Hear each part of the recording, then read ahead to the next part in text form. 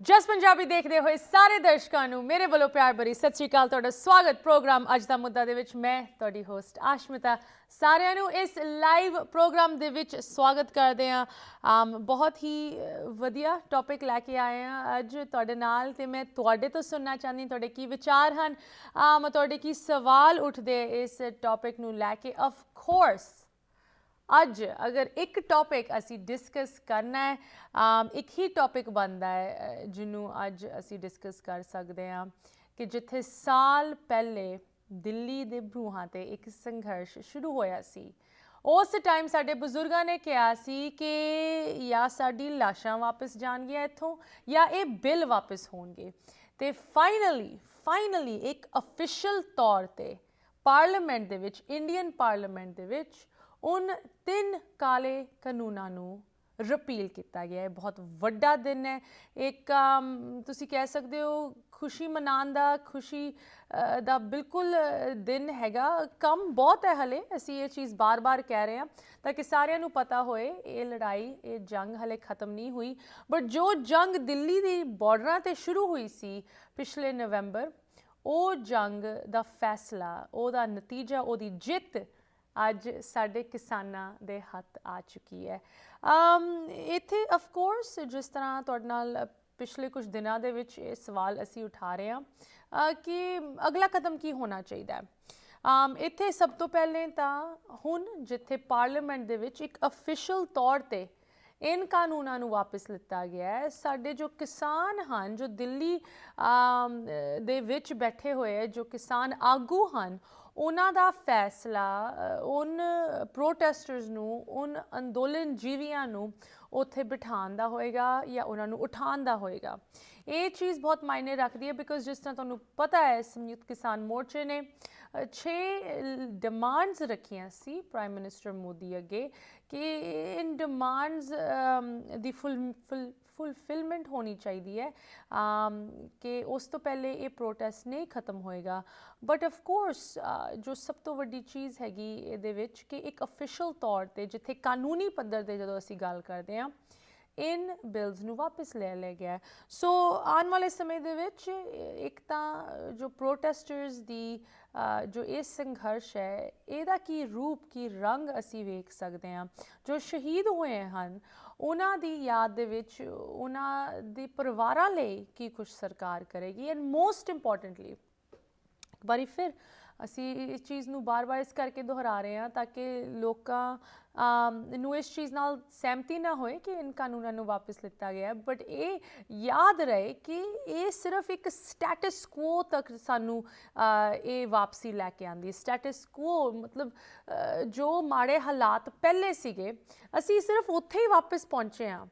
भावें वो हालात माड़े तो होर भी वर्स हो गए सीगे तो उत्थों असी मोड़ के वापस जरूर आ गए हैं। बट जिथे असी हुण खड़े हैं हालात हले भी माड़े, पंजाब दे हालात माड़े है, किसानी दे हालात माड़े है। तो जो एक गरीब किसान जिहदी छोटी जमीन हैगी 2 तो 5 एकड़ जिहदी जमीन हैगी उहदे हालात हले भी माड़े है। एंड जो इन्वायरमेंट, जो धरती, जो पानी दी कंडीशनस हैं वो भी हले माड़ी हैं। सो इन सारी चीज़ों नूं लैके अगले कदम की होणगे, भावें सरकार वल्लों होण या भावें इन अंदोलन जीवियां वल्लों जिन्होंने अज पूरी दुनिया रैकगनाइज कर दी है, ना कि सिर्फ रैकगनाइज कर दी है बट तुसी कह लो एक अप्रीशिएशन विच वेखदी है। आई मीन असी इत्थे अमेरिका च बैठे हाँ, मैं personally American and international media नूं बहुत वेखदी हाँ कि किस तरह वो साडे मसलियां दी गल करदे हैं। बहुत माण महसूस हुंदा जदों वड्डी publications, New York Times, BBC, the Time magazine, Wall Street Journal, इहो जी संस्थावां तो साडे किसानां दी जित बारे खबर सुनने नूं मिलदी है। आई मीन पिछले हफ्ते एक्सक्यूज़ मी जदों प्राइम मिनिस्टर मोदी ने अनाउंसमेंट की सी तद भी सारिਆਂ ने इहदे बारे खबर पाई सी, एक बहुत वड्डे तरीके नाल इनू रैकगनाइज किया सी। बट एक बारी फिर जदों इन बिल्स नूं ऑफिशियल तौर ते पार्लीमेंट दे विच वापस लिता गया तद भी एक बारी फिर ये सारी वड्डी पब्लिकेशनस इन्हां दे बारे खबर लिख रही हैं। तो एक बारी फिर सानू इस चीज़ नू वेख के बहुत ही फ़क्र महसूस होना चाहिए कि ये इन्नी वड्डी मूवमेंट बन गई है कि पूरी दुनिया वेख रही है किस पासे ये जाती है एंड अज पूरी दुनिया की नज़र है कि इंडिया के किसान हुण की करनगे कि इंडिया की एग्रीकल्चर इंडस्ट्री का अगला कदम की होएगा जो एक क्राइसिस बनी हुई है जो भावें अज इंडिया के विच सानू वड्डे लैवल ते जरूर वेखण नूं मिल रही है बट एक क्राइसिस पूरी दुनिया की सांझी है हरेक का मसला खाने का मसला हुंदा है एंड अगर अज नहीं है तो कल हो सकता है जिस तरह ये चीज़ आगे वध रही है तो इस चीज़ नूं वेख के की अगला कदम होएगा ओदी गल करांगे एक बहुत ही वधिया guest a former retired professor of agriculture and economics from Khalsa University Amritsar ਤੋਂ ਸਾਡੇ ਨਾਲ ਜੁੜਨਗੇ ਲਾਈਵ ਪ੍ਰੋਗਰਾਮ ਤੁਹਾਡੇ ਨਾਲ ਲੈ ਕੇ ਹਾਜ਼ਰ ਹੋਏ ਆ ਤੁਸੀਂ ਵੀ ਸਾਡੇ ਨਾਲ ਜਰੂਰ ਜੁੜੋ ਤੁਹਾਡੇ ਸਵਾਲ ਤੁਹਾਡੇ ਵਿਚਾਰ ਮੈਂ ਸੁਣਨਾ ਚਾਹੁੰਦੀ ਹਾਂ ਮੈਨੂੰ ਤੁਹਾਡੇ ਨਾਲ ਗੱਲ ਕਰਕੇ ਬਹੁਤ ਵਧੀਆ ਲੱਗਦਾ ਇੱਥੇ ਇੱਕ ਛੋਟੀ ਜਿਹੀ ਬ੍ਰੇਕ ਲਈ ਰੁਕ ਰਹੇ ਆ ਸਾਡੇ ਗੈਸਟ ਸਾਨੂੰ ਜੁਆਇਨ ਕਰਨਗੇ ਤੁਹਾਡੇ ਨਾਲ ਗੱਲ ਇਸ ਤਰ੍ਹਾਂ ਜਾਰੀ ਰਹੇਗੀ ਬ੍ਰੇਕ ਤੋਂ ਉਸ ਬਾਅਦ ਤੁਸੀਂ ਵੇਖ ਰਹੇ ਹੋ ਲਾਈਵ ਪ੍ਰੋਗਰਾਮ ਅੱਜ ਦਾ ਮੁੱਦਾ ਤੇ ਗੱਲ ਹੋ ਰਹੀ ਹੈ ਕਿ ਕਿਸ ਤਰ੍ਹਾਂ ਇੱਕ ਅਫੀਸ਼ੀਅਲ ਤੌਰ ਤੇ ਕਾਨੂੰਨੀ ਤੌਰ ਤੇ ਇਨ 3 ਕਾਲੇ ਕਾਨੂੰਨਾਂ ਨੂੰ ਵਾਪਸ ਲਿੱਤਾ ਗਿਆ ਪਾਰਲੀਮੈਂਟ ਦੇ ਵਿੱਚ ਇੰਡੀਆ ਦੀ ਪਾਰਲੀਮੈਂਟ ਦੇ ਵਿੱਚ ਜੋ 3 ਫਾਰਮ ਬਿੱਲ ਸੀਗੇ ਉਹਨਾਂ ਨੂੰ ਅਫੀਸ਼ੀਅਲੀ ਰਿਪੀਲ ਕੀਤਾ ਗਿਆ ਸੋ ਇੱਥੇ ਵੱਡਾ ਸਵਾਲ ਇਹੀ ਉੱਠਦਾ ਹੈ ਕਿ ਅਗਲੇ ਕਦਮ ਕੀ ਹੋਣਗੇ ਨਾ ਕਿ ਸਿਰਫ ਕਿਸਾਨ ਆਗੂਆਂ ਦੇ बट किसानों दे ते खेतीबाड़ी जो इंडस्ट्री हैगी एज अ होल इस इंडस्ट्री का अगे आने वाले समय दे विच की बनूगा ऑफकोर्स जिथे एग्रीकल्चर ते एकनॉमिक्स की गल आती है साडे नाल जुड़े हैं एक बारी फिर मैनूं बहुत खुशी हो रही है अमृतसर पंजाब तो प्रोफैसर शीना जी सब तो पहले प्रोफैसर शीना तुहानूं प्रोग्राम दे विच स्वागत सत श्री अकाल So good to have you, Dr. Sarabjit Sheena ji, retired professor of agriculture and economics from Khalsa University. Dr. Sheena, तुसी पहले भी साडे नाल जुड़ चुके हो. I'm so glad कि आज तुसी साडे लई फिर टाइम कढिया because जो अज असी सवाल कुछ तुहाडे नाल रखन जा रहे हैं वो ना कि सिर्फ जो एक इतिहास रहा है एग्रीकल्चर का एंड जो एग्रीकल्चर का इकनॉमिक्स दे नाल मेल रहा ਉਹਦੇ ਉੱਤੇ ਗੱਲ ਹੋਏਗੀ बट आने वाले समय ਦੇ ਵਿੱਚ जो फ्यूचर हैगा ਉਹਦੇ बारे मैं ਤੁਹਾਡੇ ਤੋਂ कुछ चीज़ां पुछना चाहती हाँ एंड ऑफ कोर्स ਤੁਹਾਡੀ एक्सपर्टीज़ इन इनसाइट इस एरिया ਦੇ ਵਿੱਚ ਤੁਸੀਂ ਸਾਡੇ ਨਾਲ ਲੈ ਕੇ ਆਏ ਹੋ thank you again for that सब तो पहले डॉक्टर शीना यू नो इन कानूना ਦੇ रिपील तो बाद कि I mean this is the most basic question right कि जो हालात हैं किसानों के हालात खास करके जो छोटी किसानी करते हैं 2 तो 5 एकड़ जिन्हों के कोल जमीन हैगी की उन्हों की जिंदगी इंप्रूव होएगी बड़ा इंपॉर्टेंट क्वेश्चन तुहां पुछया असल च ਜਿਹੜੇ ਕਾਨੂੰਨ ਨੇ ਇਹ ਰਿਲੇਟਡ ਨੇ ਮਾਰਕੀਟਿੰਗ ਨਾਲ ਸਟਾਕ ਨਾਲ ਤੇ ਉਹਨਾਂ ਦੀ ਖਰੀਦ ਦੇ ਸਿਸਟਮ ਨਾਲ ਇਹਨਾਂ ਦਾ ਸਟਰਕਚਰ ਦੇ ਨਾਲ ਕੁਝ ਸੰਬੰਧ ਨਹੀਂ ਹੈਗਾ ਜਿਹੜੀ ਇੰਡੀਅਨ ਪ੍ਰੈਜ਼ੈਂਟਰੀ ਦੀ ਪ੍ਰੋਬਲਮ ਹੈ ਉਹ ਸਟਰਕਚਰਲ ਪ੍ਰੋਬਲਮ ਹੈ ਸਟਰਕਚਰਲ ਪ੍ਰੋਬਲਮ ਇਦਾਂ ਆ ਕਿ ਇੰਡੀਆ ਦੀ 80% ਪੋਪੂਲੇਸ਼ਨ ਉਹ ਹੋਲਡਿੰਗਸ ਉਹ ਨੇ ਜਿਹੜੀਆਂ 5 ਏਕੜ ਤੋਂ ਘੱਟ ਨੇ ਕੀ ਅਸੀਂ ਮਹਿਸੂਸ ਕਰਦੇ ਹਾਂ ਕਿ ਕਾਨੂੰਨ ਦੇ ਰੱਦ ਹੋਣ ਨਾਲ ਜਾਂ ਕਾਨੂੰਨ ਦੇ ਬਣਨ ਨਾਲ ਉਹਨਾਂ ਹੋਲਡਿੰਗ ਦੀ ਸਟਰਕਚਰ 'ਚ ਕੋਈ ਫਰਕ ਪੈ ਸਕਦਾ ਬਿਲਕੁਲ ਨਹੀਂ ਪੈ ਸਕਦਾ ਸਟਰਕਚਰ ਉਹ ਹੀ ਰਹਿਣਾ ਜਿਹੜਾ ਲੈਂਡ ਆ ਇਹ ਮੇਜਰ ਫੈਕਟਰ ਆ ਐਗਰੀਕਲਚਰ ਦੀ ਪ੍ਰੋਡਕਸ਼ਨ 'ਚ ਇੰਡਸਟਰੀ ਦੇ ਵਿੱਚ ਲੈਂਡ ਮੇਜਰ ਫੈਕਟਰ ਨਹੀਂ ਹੈਗਾ ਇੰਡਸਟਰੀ ਦੀ ਕੈਪੀਟਲ ਮੇਜਰ ਫੈਕਟਰ ਹੈ ਐਗਰੀਕਲਚਰ 'ਚ ਲੈਂਡ ਮੇਜਰ ਫੈਕਟਰ ਹੈ ਜਿਹੜਾ ਨੈਚੁਰਲ ਫੈਕਟਰ ਤੇ ਡਿਪੈਂਡ ਕਰਦੀ ਹੈ ਪ੍ਰੋਡਕਸ਼ਨ ਯੀਲਡ ਜਿਹੜੀ ਉਹਨੂੰ ਅਸੀਂ ਇੱਕਦਮ ਜਿੰਨਾ ਚਾਹੀਏ ਵਧਾ ਨਹੀਂ ਸਕਦੇ ਉਹਦੀ ਕੰਸਟੇਂਟ ਆ ਲੈਂਡ ਦੀ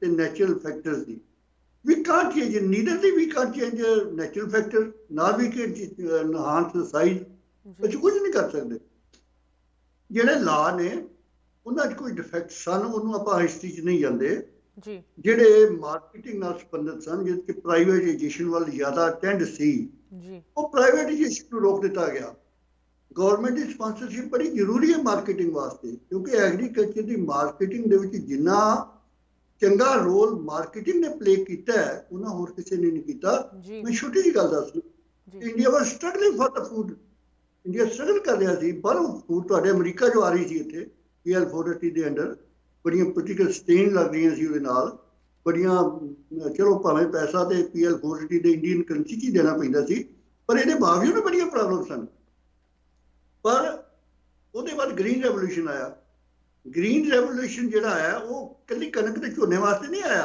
ਉਹ ਸਾਰੀਆਂ ਫਸਲਾਂ ਵਾਸਤੇ ਆਇਆ ਸੀ ਫਿਰ ਕਣਕ ਤੇ ਝੋਨਾ 15 ਗੁਣਾ ਕਿਉਂ ਵੱਧ ਗਿਆ ਕਣਕ ਦੀ ਪ੍ਰੋਡਕਸ਼ਨ 15 ਗੁਣਾ ਵੱਧ ਗਈ, ਝੋਨੇ ਦੀ ਪ੍ਰੋਡਕਸ਼ਨ 5 ਗੁਣਾ ਵਧੀ। ਕਿਉਂ ਵੱਧ ਗਈ? ਇਸ ਕਰਕੇ ਕਿ ਅਸ਼ੋਰਡ ਮਾਰਕੀਟਿੰਗ ਦਿੱਤੀ ਗਈ ਗਵਰਨਮੈਂਟ ਦੀ ਸਪਾਂਸਰਸ਼ਿਪ ਥੱਲੇ ਜੀ। ਜੇ ਗ੍ਰੀਨ ਰੈਵੋਲੂਸ਼ਨ ਦਾ ਪ੍ਰਭਾਵ ਪੀੜੀਆਂ ਫਸਲਾਂ ਤੇ ਵੀ ਉਸ ਤਰ੍ਹਾਂ ਹੀ ਪੈਂਦਾ ਤੇ ਉਹਨਾਂ ਦੀ ਪ੍ਰੋਡਕਸ਼ਨ ਵੀ ਵਧੀ, ਉਹਨਾਂ ਦੀ ਪ੍ਰੋਡਕਸ਼ਨ ਜ਼ੀਰੋ ਹੋ ਗਈ। ਦਾਲਾਂ ਬਿਲਕੁਲ ਘਟ ਗਈਆਂ, ਤੇਲ ਦੇ ਬੀਜ ਬਿਲਕੁਲ ਘਟ ਗਏ, ਬਾਹਰੋਂ ਆਉਣ ਲੱਗ ਪਏ। ਕਣਕ ਤੇ ਝੋਨਾ ਪ੍ਰੋਡਕਸ਼ਨ ਕਿਉਂ ਵਧੀ? ਕਿਉਂਕਿ ਇਹਦੇ 'ਚ ਸ਼ੋਰਟ ਮਾਰਕੀਟਿੰਗ ਸੀ ਤੇ ਗਵਰਨਮੈਂਟ ਨੇ ਮੰਡੀ ਸਿਸਟਮ ਨੂੰ ਇੰਨਾ ਇੰਪਰੂਵ ਕੀਤਾ ਸੀ ਪੰਜਾਬ ਹਰਿਆਣੇ 'ਚ ਕਿ ਉਹਦੇ 'ਚ ਪ੍ਰਾਈਵੇਟਾਈਜੇਸ਼ਨ ਵਾਲੇ ਦਾ, ਪ੍ਰਾਈਵੇਟ ਵਪਾਰੀਆਂ ਦੀ ਕੋਈ ਅਹਿਮੀਅਤ ਨਹੀਂ ਸੀ ਰਹਿ ਗਈ। ਡਾਕਟਰ ਸਾਹਿਬ ਜੀ ਖਤਮ ਹੋ ਗਿਆ। ਹੁਣ ਉਹਦੇ ਬਾਵਜੂਦ ਕਾਨੂੰਨ ਰਿਪੀਲ ਹੋ ਗਏ, ਪਰ ਸਟਰਕਚਰਲ ਪ੍ਰੋਬਲਮ ਜਿਹੜੀਆਂ ਨੇ ਉੱਥੇ ਦੀਆਂ ਉੱਥੇ ਹੀ ਨੇ, ਉਹਨਾਂ ਵਾਸਤੇ ਬੜਾ ਕੁਝ ਕਰਨ ਦੀ ਲੋੜ ਹੈ। ਉਹਦੇ ਲਈ ਸਾਨੂੰ ਸਟਰਕਚਰਲ ਚੇਂਜ ਦੀ ਲੋੜ ਹੋਣੀ ਹੈ। ਇਟਸ ਇੰਟਰਸਟਿੰਗ ਡਾਕਟਰ ਸਾਹਿਬ ਤੁਸੀਂ ਇਸ ਮਾਰਕੀਟਿੰਗ ਦੀ ਗੱਲ ਕੀਤੀ, ਬਿਕਾਜ਼ ਜਦੋਂ ਵੀ ਅਮਰੀਕਾ ਤੇ ਇੰਡੀਆ ਦਾ ਕੰਪੈਰੀਜ਼ਨ ਕੀਤਾ ਜਾਂਦਾ ਜਿੱਥੇ ਐਗਰੀਕਲਚਰ ਦੀ ਗੱਲ ਆਉਂਦੀ ਹੈ, ਇੱਕ ਚੀਜ਼ ਹਮੇਸ਼ਾ ਸ਼ੁਰੂ ਤੋਂ ਹੀ ਇੱਕ ਪੁਆਇੰਟ ਬਣਾਇਆ ਗਿਆ ਹੈ ਕਿ ਅਮਰੀਕਾ ਦੀ ਜੋ ਖੇਤੀਬਾੜੀ, ਜੋ ਵੀ ਇੱਥੇ ਪ੍ਰੋਡਿਊਸ ਹੁੰਦਾ ਹੈ, ਉਹਦੀ ਮਾਰਕੀਟਿੰਗ ਅਮਰੀਕਾ ਇੰਨੇ ਵੱਡੇ ਲੈਵਲ ਤੇ, ਇੰਨੇ ਇੰਟਰਨੈਸ਼ਨਲ ਲੈਵਲ ਤੇ ਕਰਦਾ ਹੈ ਕਿ ਭਾਵੇਂ ਇੱਥੇ ਦੇ ਫਾਰਮਰਸ ਨੂੰ ਸਬਸਿਡੀ ਦੀ ਹਲੇ ਵੀ ਲੋੜ ਹੈਗੀ, ਇੱਥੇ ਦੀ ਜੋ ਕ੍ਰੌਪਸ ਹੈਗੀ ਹੈ ਦੁਨੀਆ ਭਰ ਵਿਕਦੀਆਂ ਬਿਕਾਜ਼ ਆਫ ਦਾ ਮਾਰਕੀਟਿੰਗ। ਡਾਕਟਰ ਸਾਹਿਬ ਕੁਝ ਕਾਲਰ ਸਾਡੇ ਨਾਲ ਜੁੜ ਚੁੱਕੇ, ਮੈਂ ਉਹਨਾਂ ਤੋਂ ਵੀ ਸੁਣਨਾ ਚਾਹੁੰਦੀ ਹਾਂ। ਸਤਿ ਸ੍ਰੀ ਅਕਾਲ, ਤੁਸੀਂ ਔਨ 에ਅਰ ਹੋ। ਹੈਲੋ ਹੈਲੋ ਹੈਲੋ ਹੈਲੋ ਹਾਂਜੀ ਹਾਂਜੀ ਹਾਂਜੀ, ਸਤਿ ਸ੍ਰੀ ਅਕਾਲ ਜੀ ਡਾਕਟਰ ਸਾਹਿਬ। ਸਤਿ ਸ੍ਰੀ ਅਕਾਲ ਜੀ। ਜੀ ਤੁਸੀਂ ਲਾਈਵ ਔਨ 에ਅਰ ਹੋ, ਦੱਸੋ ਤੁਸੀਂ ਕੀ ਕਹਿਣਾ ਚਾਹੋਗੇ ਤੇ ਕੌਣ ਬੋਲ ਰਹੇ ਹੋ, ਕਿੱਥੋਂ ਬੋਲ ਰਹੇ ਹੋ? ਹਾਂ ਸਤਿ ਸ੍ਰੀ ਅਕਾਲ ਅਜੀਤ ਸਿੰਘ ਜੀ, ਕੈਲੀਫੋਰਨੀਆ ਤੋਂ, ਦੱਸੋ ਜੀ। ਹਾਂਜੀ ਅਜੀਤ ਸਿੰਘ ਜੀ ਤੁਸੀਂ ਔਨ 에ਅਰ ਹੋ। ਹੈਲੋ ਹੈਲੋ ਹਾਂਜੀ, ਦੱਸਣਾ ਚਾਹੁੰਦਾ ਹਾਂ ਕਿ ਹਾਂਜੀ ਅਸੀਂ ਇੱਥੇ ਵੀ ਵਾਹੀ ਕਰਦੇ ਹਾਂ ਤੇ ਉੱਥੇ ਇੰਡੀਆ 'ਚ ਵੀ ਵਾਹੀ ਦਾ ਦੋਵਾਂ ਥਾਵਾਂ ਤੇ ਮੈਂ ਕੀਤੇ ਆ ਜੀ, ਤੇ ਮੈਂ ਉਹਨਾਂ ਦਾ ਕੰਪੈਰੀਜ਼ਨ ਦੱਸਣਾ ਚਾਹੁੰਦਾ। ਫਾਰਮ ਇੱਥੇ ਵੀ ਕਹਿੰਦਾ ਵੀ ਉਹਨਾਂ ਦੀ ਉਨੀ ਰਿਟਰਨ ਨਹੀਂ, ਪਰ ਇੱਕ ਚੀਜ਼ ਇੱਥੇ ਫਾਰਮਰਾਂ ਨੂੰ ਬਚਾਈ ਜਾਂਦੀ ਆ ਕਿ ਉਹਨਾਂ ਸਭ ਦੀਆਂ ਸਾਈਡ ਜੌਬਾਂ ਹੈਗੀਆਂ। ਇੱਥੇ ਜੌਬਾਂ ਇੰਨੀਆਂ ਅਵੇਲੇਬਲ ਆ ਕਿ ਤੁਸੀਂ ਵਾਈ ਦੇ ਉੱਤੇ ਡਿਪੈਂਡ ਰਹੋ ਚਾਹੇ ਨਾ ਰਹੋ, ਉਹ ਤੁਹਾਡਾ ਇੱਕ ਸਾਈਡ ਬਿਜ਼ਨਸ ਹੋ ਜਾਂਦਾ। ਉੱਥੇ ਇੰਡੀਆ ਦੇ ਵਿੱਚ ਹਰ ਇੱਕ ਨੂੰ ਇੰਡਸਟਰੀ ਇੰਨੀ ਹੋਣੀ ਚਾਹੀਦੀ ਆ। ਚੀਨ ਦੀ ਨਕਲ ਕਰ ਲੈਣ, ਹਰ ਇੱਕ ਨੂੰ ਜੌਬ ਹੋਵੇ, ਹਰ ਇੱਕ ਨੂੰ ਗੁੱਲੀ ਜੁੱਲੀ ਤੇ ਗੁੱਲੀ ਚਾਹੀਦੀ ਆ, ਨਹੀਂ ਤਾਂ ਇੱਥੇ ਸ਼ਾਂਤੀ ਨਹੀਂ ਰਹਿਣੀ। ਕੋਈ ਨਾ ਕੋਈ ਰੈਗੂਲੇਸ਼ਨ ਹੁੰਦਾ ਰਹਿਣਾ, ਕੋਈ ਗੱਲ ਹੁੰਦੀ ਰਹਿਣੀ ਆ। ਤੇ ਜੇ ਸਿਆਣਪ ਦੀ ਤਾਂ ਇਹ ਆ ਕਿ ਹਰ ਇੱਕ ਨੂੰ ਰੋਟੀ ਦੇ ਕਾਬਲ ਕੀਤਾ ਜਾਵੇ, ਚਾਹੇ ਜਿਹੜਾ ਉਹਨਾਂ ਦੇ ਖਰਚੇ ਆ, ਇੱਥੇ ਜਿਹੜੇ ਖਰਚੇ ਆਉਂਦੇ ਆ ਖਾਦਾਂ ਦੇ ਆਉਂਦੇ ਆ ਜਾਂ ਉਹਨਾਂ ਦੇ ਹੋਰ ਖਰਚੇ ਆਉਂਦੇ, ਉਹ MSP ਦੇ ਨਾਲ ਬੈਲੈਂਸ ਕੀਤੇ ਜਾਵੇ। ਫਿਰ ਵੀ ਥੋੜੀ ਬਹੁਤ ਹੀ ਨਵੀਆਂ ਚੀਜ਼ਾਂ ਲਿਆਂਦੀਆਂ ਜਾਣ ਜਿਨ੍ਹਾਂ ਨੂੰ ਉਹ ਐਕਸਪੋਰਟ ਕਰ ਸਕਣ ਤੇ ਪੈਸੇ ਬਣਾ ਸਕਣ। ਜ਼ਮੀਨਾਂ ਦੀ ਪ੍ਰਾਈਸ ਤਾਂ ਸੰਗਾ ਇੰਨੀ ਮੇਰੇ ਖਿਆਲ 'ਚ ਘੱਟ ਹੋ ਗਈ ਆ ਤੇ ਉਹਨਾਂ ਦੇ ਸਿਰ ਕਰਜ਼ਾ ਇੰਨਾ ਤੇ ਇੱਕ ਤਰ੍ਹਾਂ ਦਾ ਸਾਰਾ ਕੁਝ ਵਿਕਿਆ ਹੀ ਆ। ਤੇ ਇਹਨਾਂ ਦੇ ਵਾਸਤੇ ਬਹੁਤ ਹੀ ਸੀਰੀਅਸ ਥਿੰਕ ਕਰਨਾ ਤੇ ਇੱਕ ਵੱਡੀ ਚੇਂਜ ਆਉਣ ਦੀ ਲੋੜ ਆ। ਅਸੀਂ ਇਹ ਗੌਰਮੈਂਟ ਨੇ ਜਿਹੜਾ ਹੋਣ ਵਾਲਾ 3 ਕਾਨੂੰਨਾਂ ਦਾ ਲਾਅ ਦਾ ਪਾਇਆ ਸੀ, ਇਹ ਤਾਂ ਇੱਕ ਵੱਧ ਹੋਰ ਬਲਦੀ ਤੇ ਅੱਗ ਪਾਉਣ ਵਾਲੀ ਗੱਲ ਸੀ, ਤੇਲ ਪਾਉਣ ਵਾਲੀ ਬਲਦੀ ਅੱਗ ਤੇ ਪਰ ਉਹਨੂੰ ਤਾਂ ਉਦੋਂ ਵੀ ਬਹੁਤ ਸੀ, ਉਦੋਂ ਪਹਿਲਾਂ ਵੀ ਖੁਦਕਸ਼ੀਆਂ ਹੁੰਦੀਆਂ ਸੀਗੀਆਂ, ਕੋਈ ਵੀ ਗੁਜ਼ਾਰਾ ਨਹੀਂ ਕਰ ਸਕਦਾ ਸੀ। ਬਹੁਤ ਸੀਰੀਅਸਲੀ ਸਾਰਿਆਂ ਨੂੰ ਸੋਚ ਕੇ ਇੰਪੋਰਟ ਐਕਸਪੋਰਟ ਇੰਡਸਟਰੀ ਤੇ ਇਹਦੇ ਵੱਲ ਵਧਣਾ ਚਾਹੀਦਾ। ਥੈਂਕ ਯੂ ਜੀ। ਥੈਂਕ ਯੂ ਸੋ ਮਚ ਜੀਤ ਗਿੱਲ ਜੀ, ਜੋ ਕਿ ਆਪ ਬਦਾਮਾਂ ਦੀ ਬਹੁਤ ਵੱਡੇ ਲੈਵਲ ਤੇ ਖੇਤੀ ਕਰਦੇ ਆ ਕੈਲੀਫੋਰਨੀਆ ਦੇ ਵਿੱਚ। ਥੈਂਕ ਯੂ, ਤੁਸੀਂ ਇਹ ਪੁਆਇੰਟ ਚੱਕਿਆ ਕਿ ਸਾਈਡ ਕੁਝ ਇਕੋਨਮੀ ਹੋਣੀ ਚਾਹੀਦੀ ਹੈ ਜਿਹਦੇ ਵਿੱਚ ਅਗਰ ਇੱਕ ਛੋਟੇ ਕਿਸਾਨ ਦਾ, ਖਾਸ ਕਰਕੇ ਜਿਸ ਤਰ੍ਹਾਂ ਡਾਕਟਰ ਸ਼ੀਨਾ ਜੀ ਤੁਸੀਂ ਕਹਿ ਰਹੇ ਸੀ, ਗੁਜ਼ਾਰਾ ਨਹੀਂ ਹੋ ਸਕਦਾ, ਕੰਪੀਟੀਸ਼ਨ ਨਹੀਂ ਉਹ ਰੱਖ ਸਕਦੇ ਵੱਡੇ ਲੈਵਲ ਦੇ ਫਾਰਮਰਸ ਦੇ ਨਾਲ, ਉਹਨਾਂ ਲਈ ਕੋਈ ਰਹਿਣ ਦਾ, ਕੋਈ ਜੀਣ ਦਾ ਸਹਾਰਾ ਹੋਣਾ ਚਾਹੀਦਾ, ਸਮ ਅਦਰ ਇੰਡਸਟਰੀ। ਇਹਦੇ ਬਾਰੇ ਮੈਂ ਥੋੜੀ ਜਿਹੀ ਤੁਹਾਡੇ ਨਾਲ ਗੱਲ ਕਰਨਾ ਚਾਹੁੰਦੀ ਹਾਂ, ਦੀ economics overall. Doctor Sarabjit Singh Sheena ji Amritsar ਤੋਂ ਤੁਸੀਂ ਸਾਡੇ ਨਾਲ ਜੁੜੇ ਹੋ, ਇਸ ਤਰ੍ਹਾਂ ਜੁੜੇ ਹੋ। ਡਾਕਟਰ ਸਾਹਿਬ ਇੱਕ ਛੋਟੀ ਜਿਹੀ ਬ੍ਰੇਕ ਲਈ ਇੱਥੇ ਰੁਕ ਰਹੇ ਹਾਂ। ਵਿਊਅਰਸ ਤੁਸੀਂ ਵੀ ਜੁੜੇ ਰਹੋ, ਲਾਈਵ ਪ੍ਰੋਗਰਾਮ ਤੁਹਾਡੇ ਲੈ ਕੇ ਹਾਜ਼ਰ ਹੋਏ। ਜ਼ਰੂਰ ਕਾਲ ਕਰੋ, ਆਪਦੇ ਸਵਾਲ, ਆਪਦੇ ਕਮੈਂਟਸ ਸਾਡੇ ਨਾਲ ਸ਼ੇਅਰ ਕਰੋ। ਮਿਲਦੇ ਹਾਂ ਬ੍ਰੇਕ ਤੋਂ ਉਸ ਪਾਰ। ਤੁਸੀਂ ਵੇਖ ਰਹੇ ਹੋ ਪ੍ਰੋਗਰਾਮ ਅੱਜ ਦਾ ਮੁੱਦਾ ਲਾਈਵ ਤੁਹਾਡੇ ਨਾਲ ਅੱਜ ਜੁੜੇ ਹਾਂ ਤੇ ਸਾਡੇ ਨਾਲ ਜੁੜੇ ਹਨ ਅੰਮ੍ਰਿਤਸਰ ਤੋਂ ਡਾਕਟਰ ਸਰਬਜੀਤ ਸਿੰਘ ਸ਼ੀਨਾ ਜੀ। ਡਾਕਟਰ ਸਾਹਿਬ ਇੱਕ ਵਾਰੀ ਫਿਰ ਪ੍ਰੋਗਰਾਮ ਦੇ ਵਿੱਚ ਸਵਾਗਤ। ਥੈਂਕ ਯੂ ਸੋ ਮਚ ਤੁਸੀਂ ਸਾਡੇ ਨਾਲ ਅੱਜ ਟਾਈਮ ਕੱਢ ਕੇ ਜੁੜੇ। ਉੱਦਾਂ ਦਾ ਸਾਨੂੰ ਪਤਾ ਤੁਹਾਡਾ ਸਕੇਜੂਲ ਕਾਫੀ ਬਿਜ਼ੀ ਰਹਿੰਦਾ ਹੈ, ਲਗਾਤਾਰ ਤੁਸੀਂ ਪਬਲੀਕੇਸ਼ਨਸ ਦੇ ਵਿੱਚ ਆਰਟੀਕਲਸ ਲਿਖਦੇ ਰਹਿੰਦੇ ਹੋ, ਤੁਹਾਡੀ ਅਪੀਅਰੈਂਸਿਸ ਰਹਿੰਦੀਆਂ, ਕਾਫੀ ਐਕਟਿਵ ਹੋ ਤੁਸੀਂ ਇਨ ਚੀਜ਼ਾਂ ਦੇ ਵਿੱਚ, ਆਪ ਦੇ ਵਿਚਾਰ ਸ਼ੇਅਰ ਕਰਨ ਦੇ ਵਿੱਚ। ਸੋ ਆਮ ਗਲੈਡ ਕਿ ਅੱਜ ਤੁਸੀਂ ਸਾਡੇ ਨਾਲ ਵੀ ਥੋੜ੍ਹੇ ਜਿਹੇ ਵਿਚਾਰ ਇਨ ਟੌਪਿਕਸ 'ਤੇ ਰੱਖ ਸਕਦੇ ਹੋ। ਡਾਕਟਰ ਸ਼ੀਨਾ ਜੀ, ਆਫ ਕੋਰਸ ਜਿੱਥੇ ਹੁਣ ਅਫੀਸ਼ੀਅਲ ਤੌਰ 'ਤੇ ਇਨ ਕਾਨੂੰਨਾਂ ਨੂੰ ਵਾਪਸ ਲਿੱਤਾ ਗਿਆ, ਜੋ ਵੀ ਸਪੋਰਟਰਸ ਇਸ ਮੋਰਚੇ ਦੇ, ਇਸ ਕਿਸਾਨ ਸੰਘਰਸ਼ ਦੇ ਦੁਨੀਆ ਭਰ ਹੈਗੇ ਜੋ ਇਸ ਚੀਜ਼ ਨੂੰ ਫੋਲੋ ਕਰ ਰਹੇ ਸੀ, ਉਹ ਸਾਰੇ ਇੱਕ ਗੱਲ ਨੂੰ ਸਮਝਦੇ ਆ ਕਿ ਇਨ ਕਾਨੂੰਨਾਂ ਨੂੰ ਵਾਪਸ ਕਰਕੇ ਅਸੀਂ ਸਿਰਫ ਸਟੇਟਸ ਕੋ 'ਤੇ ਵਾਪਸ ਪਹੁੰਚੇ ਹਾਂ, ਕਿ ਜੋ ਸਮੱਸਿਆਵਾਂ, ਜੋ ਪ੍ਰੋਬਲਮਾਂ ਸੀਗੀਆਂ ਖੇਤੀਬਾੜੀ ਦੇ ਵਿੱਚ, ਇੰਡੀਆ ਦੇ ਐਗਰੀਕਲਚਰਲ ਤੇ ਇਕਨੋਮਿਕ ਸਿਸਟਮ ਦੇ ਵਿੱਚ, ਉਹ ਹਲੇ ਵੀ ਇੱਥੇ ਹੈਗੀਆਂ। ਬਟ ਇੱਕ ਚੀਜ਼, ਇੱਕ ਮੈਂ ਕਹਾਂਗੀ ਆਸ ਜਿਹਦੇ ਨਾਲ ਲੋਕੀ ਜੋੜਦੇ, ਉਹ ਹੈਗੀ ਇਹ MSP, ਮਿਨੀਮਮ ਸਪੋਰਟ ਪ੍ਰਾਈਸ ਦਾ ਜੋ ਇਹ ਆਈਡੀਆ, ਜੋ ਕਨਸੈਪਟ ਹੈਗਾ। ਡਾਕਟਰ ਸਾਹਿਬ, ਸਭ ਤੋਂ ਪਹਿਲੇ ਤਾਂ ਇਹ ਜੋ MSP ਦਾ ਆਈਡੀਆ ਹੈ, ਅਗਰ ਅਸੀਂ ਇੰਡੀਆ ਤੋਂ ਬਾਹਰ ਵੇਖਦੇ ਹਾਂ, ਕਿਤੇ ਹੋਰ ਇਹ ਐਗਜ਼ਿਸਟ ਕਰਦਾ ਹੈ ਇੱਕ ਲੀਗਲ, ਇੱਕ ਕਾਨੂੰਨੀ ਤੌਰ 'ਤੇ? ਜਿਹੜੀ MSP ਹੈ ਨਾ ਜੀ, ਇਹ ਇੰਡੀਆ ਤੋਂ ਸਿਵਾ ਬਾਹਰ ਕਿਤੇ ਵੀ ਨਹੀਂ ਹੈਗੀ। ਅੱਛਾ ਜੀ। ਇਹ ਆਲ ਓਵਰ ਵਰਲਡ ਕਿਤੇ ਨਹੀਂ ਹੈਗੀ। ਕੰਟੈਕਟ ਫਾਰਮਿੰਗ ਤੇ ਹੈਗੀ ਹੈ, ਤੁਹਾਡੇ ਅਮਰੀਕਾ 'ਚ ਵੀ ਹੈ, ਕੈਨੇਡਾ 'ਚ ਵੀ ਹੈ, ਸਾਰੇ ਡਿਵੈਲਪ ਕੰਟਰੀਆਂ 'ਚ ਹੈਗੀ ਹੈ। ਕੰਟੈਕਟ ਫਾਰਮਿੰਗ ਇੱਕ ਤੈਅ ਕਰ ਲਈ ਜਾਂਦੀ ਕੀਮਤ ਵੀ ਇਸ ਕੀਮਤ ਦੇ ਉੱਤੇ ਪ੍ਰਾਈਵੇਟ ਕੰਪਨੀ ਖਰੀਦ ਲਏਗੀ, ਪਰ ਉਹ ਪ੍ਰਾਈਵੇਟ ਕੰਪਨੀ ਨੂੰ ਵੀ ਓਵਰਆਲ ਸਪਾਂਸਰ ਜਿਹੜੀ ਹੈ ਜਾਂ ਉਹਨੂੰ ਮੋਨੀਟਰਿੰਗ ਜਿਹੜੀ ਉਹਦੀ ਗਵਰਨਮੈਂਟ ਦੇ ਹੱਥ 'ਚ ਹੁੰਦੀ ਹੈ। ਬੜੀ ਚੰਗੀ ਗੱਲ ਹੈ ਜੀ, ਪਰ ਮਿਨੀਮਮ ਸਪੋਰਟ ਪ੍ਰਾਈਸ ਕਿਤੇ ਨਹੀਂ ਹੈਗੀ। ਇੱਕ ਹੋਰ ਬੜਾ ਇੰਟਰਸਟਿੰਗ ਫੈਕਟ ਤੁਹਾਨੂੰ ਮੈਂ ਦੱਸਾਂ ਕਿ ਮਿਨੀਮਮ ਸਪੋਰਟ ਪ੍ਰਾਈਸਿਸ ਇੰਡੀਆ ਦੇ ਵਿੱਚ 23 ਚੀਜ਼ਾਂ ਵਾਸਤੇ ਅਨਾਉਂਸ ਕੀਤੀ ਜਾਂਦੀ ਹੈ ਹਰ ਸਾਲ ਜੀ। ਇਕੱਲੀ ਕਣਕ ਝੋਨੇ ਵਾਸਤੇ ਨਹੀਂ ਕੀਤੀ ਜਾਂਦੀ। ਇਹ 23 ਚੀਜ਼ਾਂ ਜਿਨ੍ਹਾਂ 'ਚ ਦਾਲਾਂ ਵੀ ਆਉਂਦੀਆਂ ਨੇ, ਜਿਨ੍ਹਾਂ 'ਚ ਤੇਲਾਂ ਦੇ ਬੀਜ ਵੀ ਆਉਂਦੇ ਨੇ, ਜਿਨ੍ਹਾਂ 'ਚ ਕਪਾਹ ਵੀ ਆਉਂਦੀ ਹੈ, ਗੰਨਾ ਵੀ ਆਉਂਦਾ, ਉਹਨਾਂ ਸਾਰੀਆਂ ਵਾਸਤੇ ਕੀਤੀ ਜਾਂਦੀ ਹੈ। ਪਰ ਸਰਕਾਰੀ ਤੌਰ ਤੇ ਸਿਰਫ ਕਣਕ ਤੇ ਝੋਨਾ ਹੀ ਖਰੀਦਿਆ ਜਾਂਦਾ ਹੈ, ਉਹ ਵੀ ਸਿਰਫ ਪੰਜਾਬ, ਹਰਿਆਣਾ, ਯੂਪੀ ਤੇ ਇੱਕ ਅੱਧੀ ਸਟੇਟ ਹੋਰ 'ਚ, ਬਹੁਤੀਆਂ ਸਟੇਟਾਂ 'ਚ ਨਹੀਂ ਖਰੀਦਿਆ ਜਾਂਦਾ। ਜਾਂ ਉਹਦੇ ਬਾਰੇ ਇਹ ਪਲੀ ਦਿੱਤੀ ਜਾਂਦੀ ਹੈ ਕਿ ਜਿਨ੍ਹਾਂ ਸਟੇਟਾਂ ਦੇ ਵਿੱਚ ਸਰਪਲਸ ਆ ਕਣਕ ਤੇ ਝੋਨਾ, ਇਹ ਉੱਥੇ ਖਰੀਦਿਆ ਜਾਂਦਾ। ਜਿਨ੍ਹਾਂ ਸਟੇਟਾਂ 'ਚ ਸਰਪਲਸ ਨਹੀਂ, ਜਿਵੇਂ ਰਾਜਸਥਾਨ 'ਚ ਨਹੀਂ, ਗੁਜਰਾਤ 'ਚ ਨਹੀਂ, ਉੱਥੇ ਨਹੀਂ ਖਰੀਦਿਆ ਜਾਂਦਾ ਜੀ। ਇਸ ਤੋਂ ਇਲਾਵਾ ਜਿਹੜਾ ਗੰਨਾ ਆ, ਉਹ ਸੁਜੈਸਟ ਕਰ ਦਿੰਦੀਆਂ ਨੇ ਮਿਨੀਮਮ ਸਪੋਰਟ ਪ੍ਰਾਈਸ ਵੀ ਇੰਨੀ ਜਿਹੜੀ ਸਟੇਟ ਗਵਰਨਮੈਂਟਾਂ ਨੇ ਉਹ ਦਵਾਉਣ ਜਿਹੜੀਆਂ ਸ਼ੂਗਰ ਮਿਲਾਂ ਕੋਲੋਂ। ਜਿਹੜੀ ਕਾਟਨ ਹੈ ਉਹਨੂੰ ਕਾਟਨ ਕਾਰਪੋਰੇਸ਼ਨ ਆਫ ਇੰਡੀਆ ਖਰੀਦਦਾ। ਸੋ ਇਹ ਦੁਨੀਆ 'ਚ ਕਿਤੇ ਵੀ ਨਹੀਂ ਹੈਗੀ, ਪਰ ਇਹਦਾ ਅਸਰ ਬੜਾ ਚੰਗਾ ਹੋਇਆ। ਹਾਂ, ਜਿਹੜੀ ਮੈਂ ਗੱਲ ਕਹਿਣ ਲੱਗਾ ਸਾਂ, ਜਿਹੜੀਆਂ 23 ਚੀਜ਼ਾਂ ਦੀ ਪ੍ਰਾਈਸ ਅਨਾਉਂਸ ਹੁੰਦੀ ਹੈ ਨਾ, ਉਹ 23 ਚੀਜ਼ਾਂ ਖਰੀਦੀਆਂ ਨਹੀਂ ਜਾਂਦੀਆਂ, ਖਰੀਦੀਆਂ ਸਿਰਫ ਇਹ 2 ਜਾਂਦੀਆਂ ਨੇ। ਇਹਦੇ ਕਰਕੇ ਬਾਕੀ ਜਿਹੜੀਆਂ ਦਾਲਾਂ ਨੇ ਜਾਂ ਤੇਲਾਂ ਦੇ ਬੀਜ ਨੇ, ਉਹਨਾਂ ਦੀ ਪ੍ਰੋਡਕਸ਼ਨ ਵੀ ਘਟ ਗਈ, ਉਹਨਾਂ ਦਾ ਏਰੀਆ ਵੀ ਘਟ ਗਿਆ।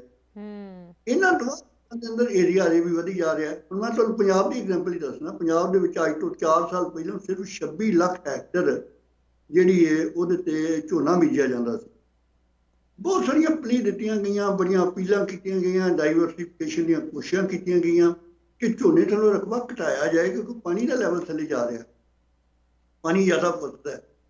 ਪਰ ਹੋਇਆ ਕਿ ਇਹਨਾਂ 4 ਸਾਲਾਂ ਦੇ ਵਿੱਚ ਹੁਣ ਰਕਬਾ ਵੱਧ ਕੇ 32 ਲੱਖ ਹੈਕਟਰ, ਜਾਂ ਕਹਿ ਲਓ ਕੋਈ 90 ਲੱਖ ਏਕੜ ਦੇ ਬਰਾਬਰ ਬਜਾਏ ਘਟਣ ਦੇ ਵੱਧ ਗਿਆ। ਕਿਉਂ ਵੱਧ ਗਿਆ? ਕਿ ਲੋਕਾਂ ਕੋਲ ਇੱਕੋ ਹੀ ਗੱਲ ਹੈ ਕਿ ਵਿਕ ਜਾਂਦਾ, ਆਰਾਮ ਨਾਲ ਜਾ ਕੇ ਵੇਚ ਲਈਦਾ, ਬਾਕੀ ਚੀਜ਼ਾਂ ਵਿਕਦੀਆਂ ਨਹੀਂ। ਈਵਨ ਜਿਨ੍ਹਾਂ ਚੀਜ਼ਾਂ ਦੀ ਪ੍ਰਾਈਸ ਅਨਾਉਂਸ ਹੁੰਦੀ ਹੈ, ਜਿਸ ਤਰ੍ਹਾਂ ਮਕਈ ਹੈ, ਮਕਈ ਦੀ ਪ੍ਰਾਈਸ ਹੋ ਜਾਂਦੀ ਹੈ ਅਨਾਉਂਸ ਵੀ 1600 ਰੁਪਏ ਪਰ ਕੁਇੰਟਲ ਜਿਹੜੀ ਮਕਈ ਖਰੀਦੀ ਜਾਏਗੀ, ਪਰ ਗਵਰਨਮੈਂਟ ਖਰੀਦਦੀ ਨਹੀਂ। ਉਹ ਫਿਰ ਕੀ ਆ, ਫਾਰਮਰ ਜਿਹੜਾ 1000 ਰੁਪਏ ਵੇਚਦਾ ਰਿਹਾ, 1200, 1100, 900 ਰੁਪਏ ਵੇਚਦਾ ਰਿਹਾ। ਸੋ ਪ੍ਰਾਈਸ ਅਨਾਉਂਸ ਕਰਨ ਦਾ ਕੋਈ ਆਈਡੀਆ ਨਹੀਂ ਜਿੰਨਾ ਚਿਰ ਉਹਨੂੰ ਖਰੀਦਿਆ ਨਹੀਂ ਜਾਂਦਾ। तो ਜਿਹੜੀ ਮਾਰਕੀਟ ਦੀ ਡਿਮਾਂਡ ਹੋ ਰਹੀ ਹੈ ਨਾ MSP ਦੀ, ਉਹ ਡਿਮਾਂਡ ਇਹ ਹੋ ਰਹੀ ਹੈ ਕਿ ਸਿਰਫ ਕਣਕ ਤੇ ਝੋਨਾ ਹੀ ਨਾ ਖਰੀਦਿਆ ਜਾਏ, ਹੋਰ ਚੀਜ਼ਾਂ ਵੀ ਖਰੀਦੀਆਂ ਜਾਣ। ਇਹ ਡਿਮਾਂਡ ਹੈ ਮੇਨ। ਬਟ ਡਾਕਟਰ ਸਾਹਿਬ, ਜਿਸ ਹਿਸਾਬ ਨਾਲ ਤੁਸੀਂ ਇਹਨੂੰ ਐਕਸਪਲੇਨ ਕਰ ਰਹੇ ਹੋ, ਇੱਥੇ ਤਾਂ ਸਾਡਾ ਅਗਲਾ ਸਵਾਲ ਇਹੀ ਬਣਦਾ ਹੈ ਕਿ ਕੀ ਇਸ ਸਿਸਟਮ ਦੇ ਵਿੱਚ ਕੀ MSP ਦਾ ਕਾਨੂੰਨੀ ਇਹਨੂੰ ਲੀਗਲਾਈਜ਼ ਕੀਤਾ ਵੀ ਜਾ ਸਕਦਾ? ਕੀ ਕੋਈ ਜਗ੍ਹਾ ਬਣ ਸਕਦੀ ਹੈ MSP ਨੂੰ ਇੱਕ ਪੱਕੇ ਤੌਰ ਤੇ ਇਸ ਸਿਸਟਮ ਦੇ ਵਿੱਚ ਇਨਕਲੂਡ ਕਰਨ ਦੇ ਲਈ? ਦੇਖੋ, ਇਹਦੀ ਪ੍ਰੋਬਲਮ ਹੀ ਤਾਂ ਬਣੀ ਹੈ ਜਿਹੜੀ ਬਾਰ-ਬਾਰ ਇਹ ਡਿਮਾਂਡ ਹੋ ਰਹੀ ਵੀ ਕਾਨੂੰਨ ਬਣਾਇਆ ਜਾਏ, ਉਹਦੀ ਕੁਝ ਕੰਪਲਿਕੇਸ਼ਨ ਨੇ। ਉਹਦੀਆਂ ਕੰਪਲਿਕੇਸ਼ਨ ਇਹ ਨੇ ਕਿ ਕਾਨੂੰਨ ਸੈਂਟਰਲ ਗਵਰਨਮੈਂਟ ਬਣਾਏ ਕਿ ਸਟੇਟ ਗਵਰਨਮੈਂਟ ਬਣਾਏ, ਕਿਉਂਕਿ ਸਟੇਟ ਦਾ ਵਿਸ਼ਾ ਹੈ ਐਗਰੀਕਲਚਰ ਇਲੀਗਲ। ਦੂਜੀ ਗੱਲ, ਜੇ ਸੈਂਟਰਲ ਗਵਰਨਮੈਂਟ ਕਾਨੂੰਨ ਬਣਾਉਂਦੀ ਹੈ ਤੇ ਕਣਕ ਝੋਨਾ ਸਾਰੀਆਂ ਸਟੇਟਾਂ 'ਚ ਹੁੰਦਾ ਹੀ ਨਹੀਂ। ਕੁਝ ਹੁਣ ਜਿਸ ਤਰ੍ਹਾਂ ਅਸਾਮ ਆ ਜਾਂ ਤ੍ਰਿਪੁਰਾ ਆ, ਜਿਹੜੀਆਂ ਨਾਰਥ ਈਸਟ ਸਟੇਟਾਂ ਨੇ, ਨਾਗਾਲੈਂਡ ਆ, ਮਿਜ਼ੋਰਮ, ਉੱਥੇ ਨਹੀਂ ਹੁੰਦੀ ਕਣਕ ਝੋਨਾ, ਬਹੁਤਾ ਨਹੀਂ ਹੁੰਦਾ। ਸੋ ਇਹ ਕਾਨੂੰਨ ਕਿਸ ਤਰ੍ਹਾਂ ਬਣਾਇਆ ਜਾਏ? ਹਰ ਸਟੇਟ ਵਾਸਤੇ ਇਹ ਚੀਜ਼ਾਂ ਖਰੀਦੀਆਂ ਜਾਣਗੀਆਂ, ਉਹਦਾ ਕਾਨੂੰਨ ਤੇ ਬਣ ਨਹੀਂ ਸਕਦਾ। ਫਿਰ ਇੱਕ ਹੋਰ ਪ੍ਰੋਬਲਮ ਆ ਜਾਂਦੀ ਹੈ ਕਿ ਕੀ ਕਾਨੂੰਨ ਬਣੇ ਕਿ ਕਣਕ ਜਿਹੜੀ ਹੈ ਗਵਰਨਮੈਂਟ 1700 ਰੁਪਏ ਪਰ ਕੁਇੰਟਲ ਜਿਹੜੀ ਉਹ ਖਰੀਦੇਗੀ, ਫਿਰ ਅਗਲੇ ਸਾਲ 1800 ਖਰੀਦੇਗੀ, ਅਗਲੇ ਸਾਲ 1900 ਖਰੀਦੇਗੀ, ਹਰ ਸਾਲ ਇਹ ਕਿਸ ਤਰ੍ਹਾਂ ਦੀ ਗੱਲ ਬਣਦੀ? ਦੂਜੀ ਗੱਲ ਇੱਕ ਇਹ ਆ ਕਿ ਕੁਝ ਸਟੇਟਾਂ 'ਚ ਕੁਝ ਖਾਸ ਫਸਲਾਂ ਸਪੈਸੀਫਿਕ ਨੇ, ਉਹਨਾਂ ਨੂੰ ਵੇਚਣ ਦੀ ਲੋੜ ਹੈ। ਹੁਣ ਜੇ ਫਰਕ ਅਸੀਂ ਕਣਕ ਵਾਸਤੇ ਬਣਾ ਦਿੰਦੇ ਹਾਂ ਕਿ ਕਣਕ ਦੇ ਝੋਨੇ ਵਾਸਤੇ ਕਾਨੂੰਨ ਬਣ ਜਾਂਦਾ ਹੈ, ਉਹਦਾ ਰਾਜਸਥਾਨ ਵਾਲਿਆਂ ਨੂੰ ਕੀ ਫਾਇਦਾ ਹੋਏਗਾ, ਉਹਦਾ ਅਸਾਮ ਵਾਲਿਆਂ ਨੂੰ ਕੀ ਫਾਇਦਾ ਹੋਏਗਾ? ਸੋ ਇਹਦੇ 'ਚ ਕੁਝ ਕੰਪਲਿਕੇਸ਼ਨ ਨੇ। ਮੈਂ ਇਸ ਗੱਲ ਨਾਲ ਸਹਿਮਤ ਹਾਂ, ਇੱਕ ਕਮੇਟੀ ਬਣੇ ਜਿਹੜੀ ਥੋਰਲੀ ਇਹਨੂੰ ਡਿਸਕਸ ਕਰੇ ਕਿ ਕਿਸ ਤਰ੍ਹਾਂ ਦੀ ਗਰੰਟੀ ਜਿਹੜੀ ਦਿੱਤੀ ਹੈ। ਹਾਂ, ਗਰੰਟੀ ਤੇ ਚਾਹੀਦੀ ਹੈ, ਗਰੰਟੀ ਦੀ ਲੋੜ ਇਸ ਕਰਕੇ ਵੀ ਹੈ ਕਿ ਇੰਡੀਅਨ ਦੀ ਐਗਰੀਕਲਚਰ ਜਿਹੜੀ ਹੈ ਤੁਹਾਡੀ ਅਮਰੀਕਾ ਦੀ ਐਗਰੀਕਲਚਰ ਤੋਂ ਵੱਖਰੀ ਹੈ। ਤੁਹਾਡੇ ਅਮਰੀਕਾ ਦੀ ਐਵਰੇਜ ਸਾਈਜ਼ ਉਹਦਾ ਫਾਰਮ ਜਿਹੜਾ 1000 ਏਕੜ ਆ, ਇੰਡੀਆ ਦੇ ਵਿੱਚ 3 ਏਕੜ ਆ, 3 ਏਕੜ ਤੋਂ ਵੀ ਘੱਟ ਆ। ਸੋ ਇੰਡੀਆ ਦੀ ਕੰਡੀਸ਼ਨ ਨੂੰ ਅਸੀਂ ਅਮਰੀਕਾ ਦੀ ਜਾਂ ਕੈਨੇਡਾ ਦੀ ਜਾਂ ਵੈਲ ਕੰਟਰੀਆਂ ਦੀ ਕੰਡੀਸ਼ਨ ਨਾਲ ਕੰਪੇਅਰ ਨਹੀਂ ਕਰ ਸਕਦੇ। ਇਸ ਕਰਕੇ ਗਰੰਟੀ ਦੀ ਤੇ ਲੋੜ ਹੈ ਆ, ਤਾਂ ਕਿ ਕਿਸਾਨ ਬੀਜ ਕੇ ਵੀ ਘਾਟੇ 'ਚ ਨਾ ਜਾਏ। ਪਰ ਕਿਸ ਤਰ੍ਹਾਂ ਦਾ ਕਾਨੂੰਨ ਬਣੇ, ਕਿਸ ਤਰ੍ਹਾਂ ਦੀ ਗਰੰਟੀ ਬਣੇ, ਇਹਦੇ ਵਾਸਤੇ ਥੋਰਲੀ ਡਿਸਕਸ਼ਨ ਵਾਸਤੇ ਕਮੇਟੀ ਦੀ ਜਿਹੜੀ ਗੱਲ ਆ ਉਹ ਚੱਲ ਰਹੀ ਹੈ, ਜਿਹੜੀ ਉਹ ਠੀਕ ਚੱਲ ਰਹੀ ਹੈ। ਮੈਂ ਮਹਿਸੂਸ ਕਰਨਾ ਉਹਦੇ 'ਚ ਲੀਗਲ ਐਕਸਪਰਟ ਵੀ ਹੋਣੇ ਚਾਹੀਦੇ ਨੇ ਕਿ ਕਾਨੂੰਨ ਕਿਸ ਤਰ੍ਹਾਂ ਬਣਦਾ ਹੈ। ਉਹਦੇ 'ਚ ਐਗਰੀਕਲਚਰ ਵੀ ਹੋਣੇ ਚਾਹੀਦੇ ਨੇ ਕਿ ਕਿਹਦੇ 'ਚ ਕੀਮਤਾਂ ਨੂੰ ਕਿਸ ਤਰ੍ਹਾਂ ਕਿਸ ਲੈਵਲ ਤੇ ਫਿਕਸ ਕੀਤਾ ਜਾਏ। ਉਹਦੇ 'ਚ ਐਗਰੀਕਲਚਰ ਦੇ ਐਗਰਾਨੋਮੀ ਦੇ ਐਕਸਪਰਟ ਵੀ ਹੋਣੇ ਚਾਹੀਦੇ ਨੇ, ਜਿਹੜੇ ਇਹਨਾਂ ਸਟੇਟਾਂ ਦੇ ਵਿੱਚ ਬਣੀ। ਉਹਦੇ 'ਚ ਸਟੇਟ ਦੇ ਨੁਮਾਇੰਦੇ ਵੀ ਹੋਣੇ ਚਾਹੀਦੇ ਆ, ਕਿਉਂਕਿ ਸਟੇਟਾਂ ਦੇ ਵਿੱਚ ਲਾਗੂ ਹੋਣਾ, ਸਟੇਟਾਂ ਨੇ ਪ੍ਰੋਕਿਓਰ ਕਰਨਾ। ਕਿਉਂਕਿ ਹੁਣ ਤੱਕ ਜਿਹੜੀ ਕਣਕ ਦੇ ਝੋਨਾ ਹੈ ਸਿਰਫ ਸੈਂਟਰਲ ਗਵਰਨਮੈਂਟ ਖਰੀਦ ਰਹੀ ਹੈ। ਚਾਹੀਦਾ ਕਿ ਸਟੇਟ ਗਵਰਨਮੈਂਟਾਂ ਵੀ ਪੂਰੀ ਤਰ੍ਹਾਂ ਪਾਰਟੀਸਪੇਟ ਕਰਨ, ਖਾਸ ਕਰਕੇ ਉਹਨਾਂ ਫਸਲਾਂ ਵਾਸਤੇ ਜਿਹੜੀਆਂ ਉਹ ਸਟੇਟ ਸਪੈਸੀਫਿਕ ਫਸਲਾਂ ਨੇ, ਜਿਹੜੀਆਂ ਉਹ ਨੇ, ਉਹਨਾਂ ਵਾਸਤੇ ਸਟੇਟ ਗਵਰਨਮੈਂਟਾਂ ਵੀ ਵਿੱਚ ਆਉਣ ਤੇ ਉਹ ਵੀ ਖਰੀਦਣ। ਜਿਸ ਤਰ੍ਹਾਂ ਰਾਤੀ ਬੜੀ ਸੋਹਣੀ ਸਟੇਟਮੈਂਟ ਸਾਡੇ ਮਿਨਿਸਟਰ ਐਗਰੀਕਲਚਰ ਪੰਜਾਬ ਦੇ ਨੇ ਦਿੱਤੀ ਹੈ ਕਿ ਉਹ ਕਹਿ ਰਹੇ ਸੀ ਜੀ ਅਸੀਂ 113 ਚੀਜ਼ਾਂ ਖਰੀਦਾਂਗੇ। ਮੈਂ ਨਹੀਂ ਮਹਿਸੂਸ ਕਰਦਾ ਕਿ ਗਵਰਨਮੈਂਟ ਕੈਪੇਬਲ ਹੋਏਗੀ ਕਿ 113 ਚੀਜ਼ਾਂ ਨੂੰ ਆਇਡੈਂਟੀਫਾਈ ਕਰਕੇ ਖਰੀਦ ਲਏ। ਪਰ ਜੇ ਸਟੇਟ ਗਵਰਨਮੈਂਟ 6-7 ਚੀਜ਼ਾਂ ਵੀ ਖਰੀਦ ਲਏ, ਅਸ਼ੋਰ ਕਰ ਦੇ ਕਿ ਅਸੀਂ ਖਰੀਦਾਂਗੇ, ਤੇ ਡਾਈਵਰਸੀਫਿਕੇਸ਼ਨ ਵੱਲ ਸਟੈਂਡ ਤੁਰ ਪਏਗਾ। ਐਂਡ ਡਾਈਵਰਸੀਫਿਕੇਸ਼ਨ ਲੋੜੀਂਦੀ ਵੀ ਹੈ, ਚਾਹੀਦੀ ਵੀ ਹੈ, ਬੜੀ ਜ਼ਰੂਰੀ ਵੀ ਹੈ। ਨਹੀਂ, ਡਾਈਵਰਸਿਫਿਕੇਸ਼ਨ ਜਿਸ ਤਰ੍ਹਾਂ ਇਨਵਾਇਰਮੈਂਟਲ ਕੰਡੀਸ਼ਨਸ ਬਣ ਰਹੀ ਹੈ, ਡਾਈਵਰਸਿਫਿਕੇਸ਼ਨ ਸ਼ਾਇਦ ਇੱਕ ਉਹੀ ਜ਼ਰੀਆ ਰਹਿ ਗਿਆ ਜਿਹਦੇ ਨਾਲ ਅਸੀਂ ਬਚਾ ਸਕਦੇ ਹਾਂ ਉਸ ਸੋਇਲ ਨੂੰ, ਉਸ ਧਰਤੀ ਨੂੰ। ਕੁਝ ਹੋਰ ਕਾਲਰ ਸਾਡੇ ਨਾਲ ਜੁੜ ਚੁੱਕੇ। ਸਤਿ ਸ਼੍ਰੀ ਅਕਾਲ, ਤੁਸੀਂ ਔਨ 에ਅਰ ਹੋ। ਹਾਂਜੀ, ਸਤਿ ਸ਼੍ਰੀ ਅਕਾਲ ਅਸਮਿਤਾ ਜੀ, ਮੈਂ ਰਾਜ ਬੋਲ ਰਿਹਾ ਜੀ। ਸਤਿ ਸ਼੍ਰੀ ਅਕਾਲ ਰਾਜ ਜੀ, ਨਿਊਯਾਰਕ ਤੋਂ। ਦੱਸੋ ਤੁਹਾਡੇ ਕੀ ਵਿਚਾਰ ਹਨ ਇਸ ਟੌਪਿਕ ਤੇ? ਹਾਂਜੀ, ਮੈਨੂੰ ਨਾ ਇਸ ਦੇਖ ਕੇ ਬੜਾ ਮਨ ਉਦਾਸ ਹੁੰਦਾ ਕਿ ਕਿਸਾਨਾਂ ਦੀ ਹਾਲਤ ਹੈ ਕਿ ਇੱਕ ਤਾਂ ਉਹਨਾਂ ਨੂੰ ਕਿੰਨੀ ਮਿਹਨਤ ਕਰਨੀ ਪੈਂਦੀ ਹੈ, ਪਾਣੀ ਦੀ ਕਿੱਲਤ ਹੈਗੀ ਹੈ, ਅੱਧੀ ਰਾਤ ਨੂੰ ਉੱਠ ਕੇ ਉਹਨਾਂ ਨੂੰ ਪਾਣੀ ਲਾਉਣਾ ਪੈਂਦਾ ਹੈ, ਬਿਜਲੀ ਨਹੀਂ ਦੇ ਰਹੇ, ਪਾਣੀ ਨਹੀਂ ਦੇ ਰਹੇ ਠੀਕ ਤਰ੍ਹਾਂ। ਔਰ ਫਿਰ ਇੰਨੀ ਜ਼ਿਆਦਾਤਰ ਛੋਟੇ ਕਿਸਾਨ ਹੈਗੇ ਜਿਨ੍ਹਾਂ ਦੀ ਜ਼ਮੀਨਾਂ ਬੜੀਆਂ ਥੋੜ੍ਹੀਆਂ ਹੈਗੀਆਂ, ਛੋਟੀਆਂ ਹੈਗੀਆਂ। ਤੇ ਉਸ ਤੋਂ ਇਲਾਵਾ ਜਦੋਂ ਫਸਲ ਤਿਆਰ ਹੋ ਜਾਂਦੀ ਹੈ ਤੇ ਫਿਰ ਉਹਨਾਂ ਨੂੰ ਦਰ ਧੱਕੇ ਖਾਣੇ ਪੈਂਦੇ ਆ। ਆਪਣੀ ਕੀਮਤ ਜਿਹੜੀ ਉਹਨਾਂ ਨੇ ਲਾਈ ਹੁੰਦੀ ਉਹਦੇ ਵਾਸਤੇ ਵੀ ਉਹਨਾਂ ਨੂੰ ਤਰਲੇ ਕਰਨੇ ਪੈਂਦੇ ਆ। ਇਹ ਕਿਹੋ ਜਿਹਾ ਮੁਲਕ, ਹਾਲਾਂਕਿ ਇਹ ਬਾਕੀ ਸਟੇਟਾਂ ਵਿੱਚ ਹਰ ਚੀਜ਼ ਜਿਹੜੀ ਫਸਲ ਜੋ ਤਿਆਰ ਕਰਦੇ ਉਹਦੀ ਡਿਮਾਂਡ ਹੈਗੀ ਹੈ, ਉੱਥੇ ਭੇਜੀ ਜਾ ਸਕਦੀ ਹੈ। ਪਰ ਇਹਨਾਂ ਨੇ ਸਿਸਟਮ ਇਹੋ ਜਿਹਾ ਬਣਾਏ ਕਿ ਤਾਂ ਕਿ ਉਹਨਾਂ ਦੀ ਜਿਹੜੀ ਪੈਦਾਵਾਰ ਹੈ ਉਹ ਬਾਹਰ ਨਾ ਜਾਵੇ, ਉਹਨਾਂ ਨੂੰ ਤਰਲੇ ਕਰਾ ਰਹੇ। MSP ਪੁਆਇੰਟ ਜਿਹੜਾ ਤੁਸੀਂ ਬੜਾ ਅੱਛਾ ਰੇਜ਼ ਕੀਤਾ ਹੈ, ਇਹ ਹਮੇਸ਼ਾ ਬਹੁਤ ਜ਼ਰੂਰੀ ਹੈ ਕਰਨਾ ਇਹਨਾਂ ਦਾ ਜ਼ਰੂਰ। 3 ਲਾਅ ਠੀਕ ਹੈ ਉਹਨਾਂ ਨੇ ਕਰਾ ਦਿੱਤੇ, ਪਰ MSP ਬਹੁਤ ਹੀ ਜ਼ਰੂਰੀ ਹੈਗਾ। ਇਸ ਤੋਂ ਬਿਨਾਂ ਕੋਈ ਨਹੀਂ ਕੁਝ ਹੋ ਸਕਦਾ, ਕਿਉਂਕਿ ਜਿੰਨੇ ਵੀ ਕਿਸਾਨ ਉਹਨਾਂ ਦੇ ਬੱਚੇ ਦੇਖਦੇ ਆ ਆਪਣੇ ਮਾਪਿਆਂ ਨੂੰ ਕਿੰਨੀ ਸਟਰਗਲ ਕਰ ਰਹੇ, ਕਿੰਨੇ ਸਫਰ ਕਰ ਰਹੇ ਹੈ। ਉਹ ਕਿਸਾਨੀ ਛੱਡ ਕੇ ਬਾਹਰਲੇ ਮੁਲਕਾਂ 'ਚ ਜਾ ਰਹੇ ਆ, ਇਸੇ ਕਰਕੇ ਜਾ ਰਹੇ ਕਿ ਉੱਥੇ ਹੈ ਹੀ ਕੋਈ ਲਾਈਫ ਕੋਈ ਨਹੀਂ ਉਹਨਾਂ ਦੀ ਹੈਗੀ ਤੇ MSP ਬਹੁਤ ਜ਼ਰੂਰੀ ਹੈ ਜੀ। ਜੀ ਬਿਲਕੁਲ, ਥੈਂਕ ਯੂ ਸੋ ਮਚ ਤੁਹਾਡੀ ਕਾਲ ਲਈ, ਇਸ ਸੈਂਟੀਮੈਂਟ ਨੂੰ ਜੋ ਤੁਸੀਂ ਸਾਡੇ ਨਾਲ ਸ਼ੇਅਰ ਕੀਤਾ ਕਿ ਕੀ ਫਿਊਚਰ ਰਹਿ ਗਿਆ ਕਿਸਾਨੀ ਦਾ, ਪੰਜਾਬ ਦਾ, ਜਿੱਥੇ ਅਗਲੀ ਪੀੜ੍ਹੀ ਹੀ ਛੱਡ ਕੇ ਦੌੜ ਰਹੀ ਹੈ ਕਿ ਇੱਥੇ ਸਾਡੇ ਲਈ ਕੁਛ ਨਹੀਂ ਹੈ, ਉਹਨਾਂ ਲਈ ਕੀ ਫਿਊਚਰ ਰਹਿ ਗਿਆ। ਬਟ ਆਫ ਕੋਰਸ ਜਿੱਥੇ ਕਿਸਾਨੀ ਨੂੰ ਇੱਕ ਖਤਰਾ ਅਸੀਂ ਵੇਖਿਆ, ਕਿਸ ਤਰ੍ਹਾਂ ਕਾਰਪੋਰੇਟਸ ਰੱਖ ਸਕਦੇ ਸੀ, ਕਿਸ ਤਰ੍ਹਾਂ ਕਿਸਾਨੀ ਨੂੰ ਖਤਰੇ 'ਚ ਪਾ ਸਕਦੇ ਸੀ, ਜੋ ਇੱਕ ਕਾਰਪੋਰੇਟ ਸਟਰਕਚਰ ਅਸੀਂ ਹਲਕਾ ਜਿਹੀ ਇਹਦੀ ਝਲਕ ਵੇਖੀ ਹੈ, ਉੱਥੇ ਅਗਰ ਕਾਰਪੋਰੇਟ ਨੂੰ ਅਸੀਂ ਕੰਪੇਅਰ ਕਰਨਾ ਹੋਏ ਕੋਆਪਰੇਟਿਵ ਦੇ ਨਾਲ, ਕੋਆਪ ਫਾਰਮਿੰਗ ਜਿਹਨੂੰ ਕਹਿੰਦੇ, ਇਹਦੇ ਬਾਰੇ ਮੈਂ ਤੁਹਾਡੇ ਨਾਲ ਗੱਲ ਕਰਨਾ ਚਾਹੁੰਦੀ ਹਾਂ ਡਾਕਟਰ ਸ਼ੀਨਾ ਜੀ। ਇੱਕ ਹੋਰ ਛੋਟੀ ਜਿਹੀ ਬ੍ਰੇਕ ਲਈ ਇੱਥੇ ਰੁਕਦੇ ਹਾਂ। ਡਾਕਟਰ ਸਾਹਿਬ ਪਲੀਜ਼ ਕਿਤੇ ਨਾ ਜਾਇਓ, ਵਿਊਅਰਸ ਤੁਸੀਂ ਵੀ ਕਿਤੇ ਨਾ ਜਾਇਓ। ਕਾਰਪੋਰੇਟ ਵਰਸਸ ਕੋਆਪ ਗੱਲ ਜਾਰੀ ਰਹੇਗੀ ਬ੍ਰੇਕ ਤੋਂ ਉਸ ਪਾਰ। ਤੁਸੀਂ ਵੇਖ ਰਹੇ ਹੋ ਪ੍ਰੋਗਰਾਮ ਅੱਜ ਦਾ ਮੁੱਦਾ ਲਾਈਵ, ਤੁਹਾਡੇ ਨਾਲ ਹਾਜ਼ਰ ਹੋਏ ਹਾਂ ਤੇ ਸਾਡੇ ਨਾਲ ਲਾਈਵ ਜੁੜ ਰਹੇ ਅੰਮ੍ਰਿਤਸਰ ਤੋਂ ਡਾਕਟਰ ਸਰਬਜੀਤ ਸਿੰਘ ਸ਼ੀਨਾ ਜੀ। ਡਾਕਟਰ ਸਾਹਿਬ ਇੱਕ ਵਾਰੀ ਫਿਰ ਪ੍ਰੋਗਰਾਮ ਦੇ ਵਿੱਚ ਤੁਹਾਨੂੰ ਸਵਾਗਤ ਕਰਦੇ ਹਾਂ। So good to have you. Doctor Sheena, ਤੁਹਾਡੀ ਇੱਕ ਯੂਨੀਕ ਪਰਸਪੈਕਟਿਵ ਇਨਸਾਈਟ ਜੋ ਤੁਹਾਡੇ ਇੰਨੇ ਦਹਾਕਿਆਂ ਦਾ ਤਜਰਬਾ ਰਿਹਾ as professor of agriculture and economics at Khalsa university, ਅੱਜ ਸਾਨੂੰ ਮੌਕਾ ਮਿਲਿਆ ਥੋੜ੍ਹਾ ਜਿਹਾ ਇਹਦੇ ਬਾਰੇ ਜਾਣਕਾਰੀ ਪਾਉਣ ਦਾ। Thank you for joining us doctor sahib. Doctor sahib, of course ਹੁਣ ਜਿੱਥੇ ਇੱਕ ਸੰਘਰਸ਼ ਜਿੱਤ ਲਿਆ ਇਨ ਕਿਸਾਨਾਂ ਨੇ, ਜੋ ਵੱਡੀ ਜੰਗ ਹੈ ਉਹ ਹਲੇ ਅੱਗੇ ਪਈ ਹੈ, ਭਾਵੇਂ ਉਹ MSP ਦਾ ਮਸਲਾ ਹੋਏ, ਭਾਵੇਂ ਉਹ ਇਨ ਵੱਡੇ ਕਾਰਪੋਰੇਟਸ ਨੂੰ ਕਿਸ ਤਰ੍ਹਾਂ ਰੋਕਿਆ ਜਾ ਸਕਦਾ ਹੈ, ਕੀ ਸਿਸਟਮ ਇਹਨਾਂ ਦੇ ਨਾਲ ਟੱਕਰ ਰੱਖ ਸਕਦਾ ਹੈ ਜਿਹਦੇ ਨਾਲ ਨਾ ਕਿ ਸਿਰਫ ਕਿਸਾਨੀ ਐਂਡ ਕਿਸਾਨ ਦਾ ਫਾਇਦਾ ਹੋਏ, ਬਟ ਅਗਰ ਅਸੀਂ ਪੂਰੀ ਇੰਡੀਆ ਦੀ ਐਗਰੀਕਲਚਰਲ ਇਕੋਨਮੀ ਦੀ ਗੱਲ ਕਰਦੇ ਹਾਂ ਉਹਦਾ ਫਾਇਦਾ ਹੋਏ, ਇਨਵਾਇਰਨਮੈਂਟ ਦਾ ਫਾਇਦਾ ਹੋਏ। ਸਾਡੀ ਗੱਲ ਪ੍ਰੋਗਰਾਮ ਤੋਂ ਪਹਿਲੇ ਹੋ ਰਹੀ ਸੀ ਜਦੋਂ ਅਸੀਂ ਡਿਸਕਸ ਕਰ ਰਹੇ ਸੀ ਇਨ ਟੌਪਿਕਸ ਨੂੰ, ਐਂਡ ਤੁਸੀਂ ਮੈਨੂੰ ਇੱਕ ਬਹੁਤ ਇੰਟਰਸਟਿੰਗ ਇੱਥੇ ਇੱਕ ਸਵਾਲ ਰੱਖਿਆ ਸੀ ਮੇਰੇ ਲਈ ਕਿ ਕੋਆਪਰੇਟਿਵਸ ਵਰਸਸ ਕਾਰਪੋਰੇਟ, ਜੋ ਇੱਕ ਕੋਆਪਰੇਟਿਵ ਫਾਰਮਿੰਗ ਹੁੰਦੀ ਹੈ, ਇਹ ਕੋਈ ਟੱਕਰ ਰੱਖ ਸਕਦੀ ਹੈ ਕਾਰਪੋਰੇਟਸ ਅੱਗੇ? ਇਹ ਤੋਂ ਪਹਿਲੇ ਇਹ ਥੋੜ੍ਹਾ ਜਿਹਾ ਸਾਨੂੰ ਇੱਕ ਸਿੰਪਲ ਸ਼ਬਦਾਂ ਦੇ ਵਿੱਚ ਇਸ ਕੋਆਪ ਫਾਰਮਿੰਗ ਦੇ ਮਾਡਲ ਬਾਰੇ ਪਲੀਜ਼ ਥੋੜ੍ਹਾ ਜਿਹਾ ਦੱਸੋ।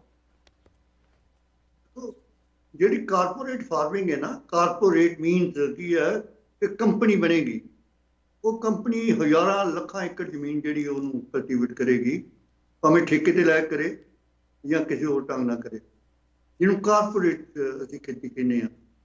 ਕਾਰਪੋਰੇਟ ਖੇਤੀ 'ਚ ਬਹੁਤੇ ਲੋਕੀ EMPLOYEES ਹੋਣਗੇ, ਇੱਕ ਮਾਲਕ ਦਾ ਕੋਈ ਡਾਇਰੈਕਟਰ, ਬੋਰਡ ਆਫ ਡਾਇਰੈਕਟਰ ਹੋਏਗਾ, ਮੈਨੇਜਿੰਗ ਡਾਇਰੈਕਟਰ ਹੋਏਗਾ, ਤੇ ਹੋ ਸਕਦਾ ਮਾਲਕ ਇੱਕ ਹੀ ਹੋਏ, ਪਰ ਉਹਦੇ ਬਾਕੀ ਆਦਮੀ ਮੁਲਾਜ਼ਮ ਹੋਣਗੇ। ਇਹ ਜਿਹੜੀ ਕਿਸਾਨਾਂ ਦੇ ਸੰਘਰਸ਼ ਸੀ, ਇਹਦੇ 'ਚ ਵੀ ਇੱਕ ਗੱਲ ਇਸ ਗੱਲ ਵੱਲ ਸੀ ਸੰਬੰਧਿਤ ਕਿ ਜਿਹੜੇ ਠੇਕੇ ਦੇਣ ਦਾ ਕਾਨੂੰਨ ਬਣਾਇਆ ਗਿਆ ਉਹ ਪ੍ਰੋ ਕਾਰਪੋਰੇਟਸ ਬਣਾਇਆ ਗਿਆ, ਉਹ ਪ੍ਰੋ ਫਾਰਮਰ ਨਹੀਂ ਬਣਾਇਆ ਗਿਆ।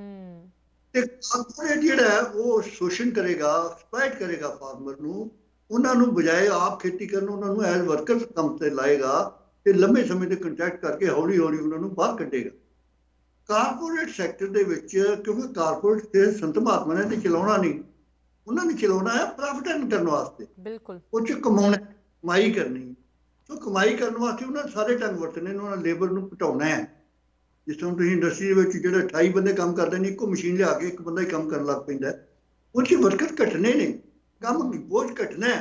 ਜਿਹੜਾ ਤੁਹਾਡੇ ਪਹਿਲਾ ਕੁਐਸਚਨ ਉਹ ਕਰ ਰਹੇ ਸਨ ਬਦਾਮਾਂ ਦੀ ਖੇਤੀ ਬਾਰੇ, ਬੜਾ ਅੱਛਾ ਕਰ ਰਹੇ ਸਨ ਕਿ ਇੰਡੀਆ ਦੀ ਪ੍ਰੋਬਲਮ ਇਹ ਆ ਕਿ ਇੰਡੀਆ ਦੇ ਵਿੱਚ ਐਗਰੀਕਲਚਰ ਦੇ ਵਿੱਚ ਅੰਡਰ ਐਮਪਲੋਇਮੈਂਟ ਹੈ, ਲੋਕਾਂ ਨੂੰ ਕੰਮ ਨਹੀਂ ਹੈਗਾ।